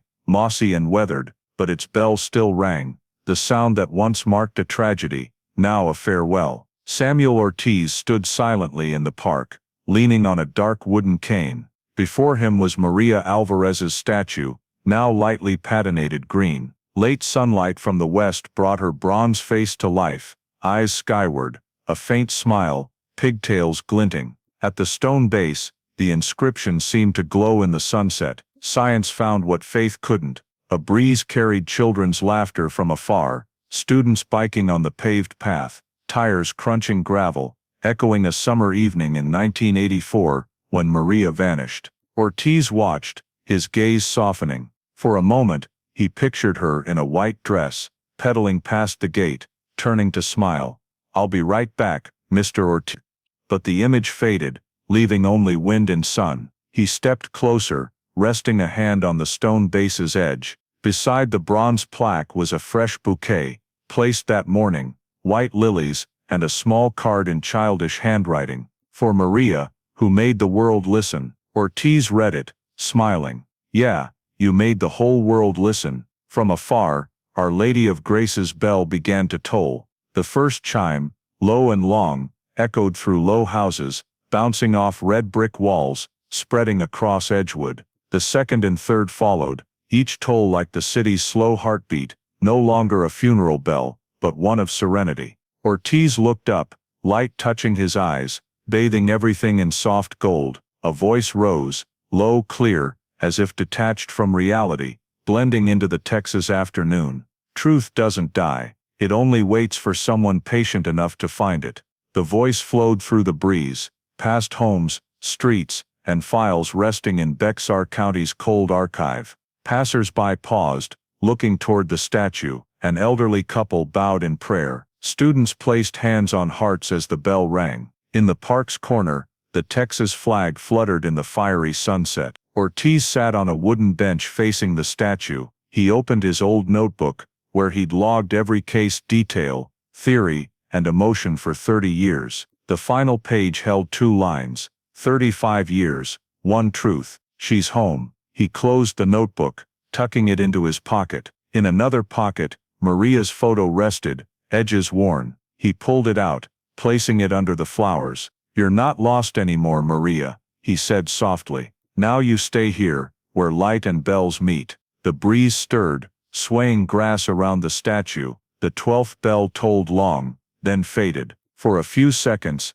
the park sank into absolute stillness, a clean silence, free of fear or guilt, just the peace of souls found. Ortiz stood. In the sky, the sun dipped behind the church, leaving a pink streak across the ground. He turned, walking slowly along the path, past half-burned candles, and a wall inscribed with hundreds of names of other cold case victims, awaiting answers. He paused at the first line.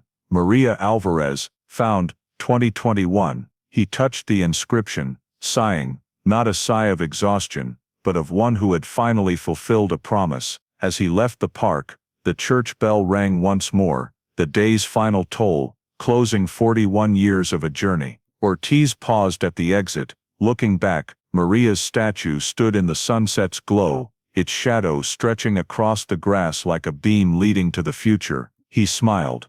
"Good night, kid," he whispered. "Sleep easy." And as he faded behind the trees, the 13th bell tolled, spreading through the air. In its sound, one could almost hear the breeze blend with a child's voice, clear, light as a breath. "I'm home." The last sunlight touched the plaque's words, making them blaze as if carved in fire. Science found what faith couldn't. And so, in the windless Texas afternoon, the final bell of Our Lady of Grace rang far, drifting over rooftops, small streets, and time itself, as if to reaffirm the one truth Samuel Ortiz's life had proven. Truth doesn't die. It only waits for someone patient enough to find it.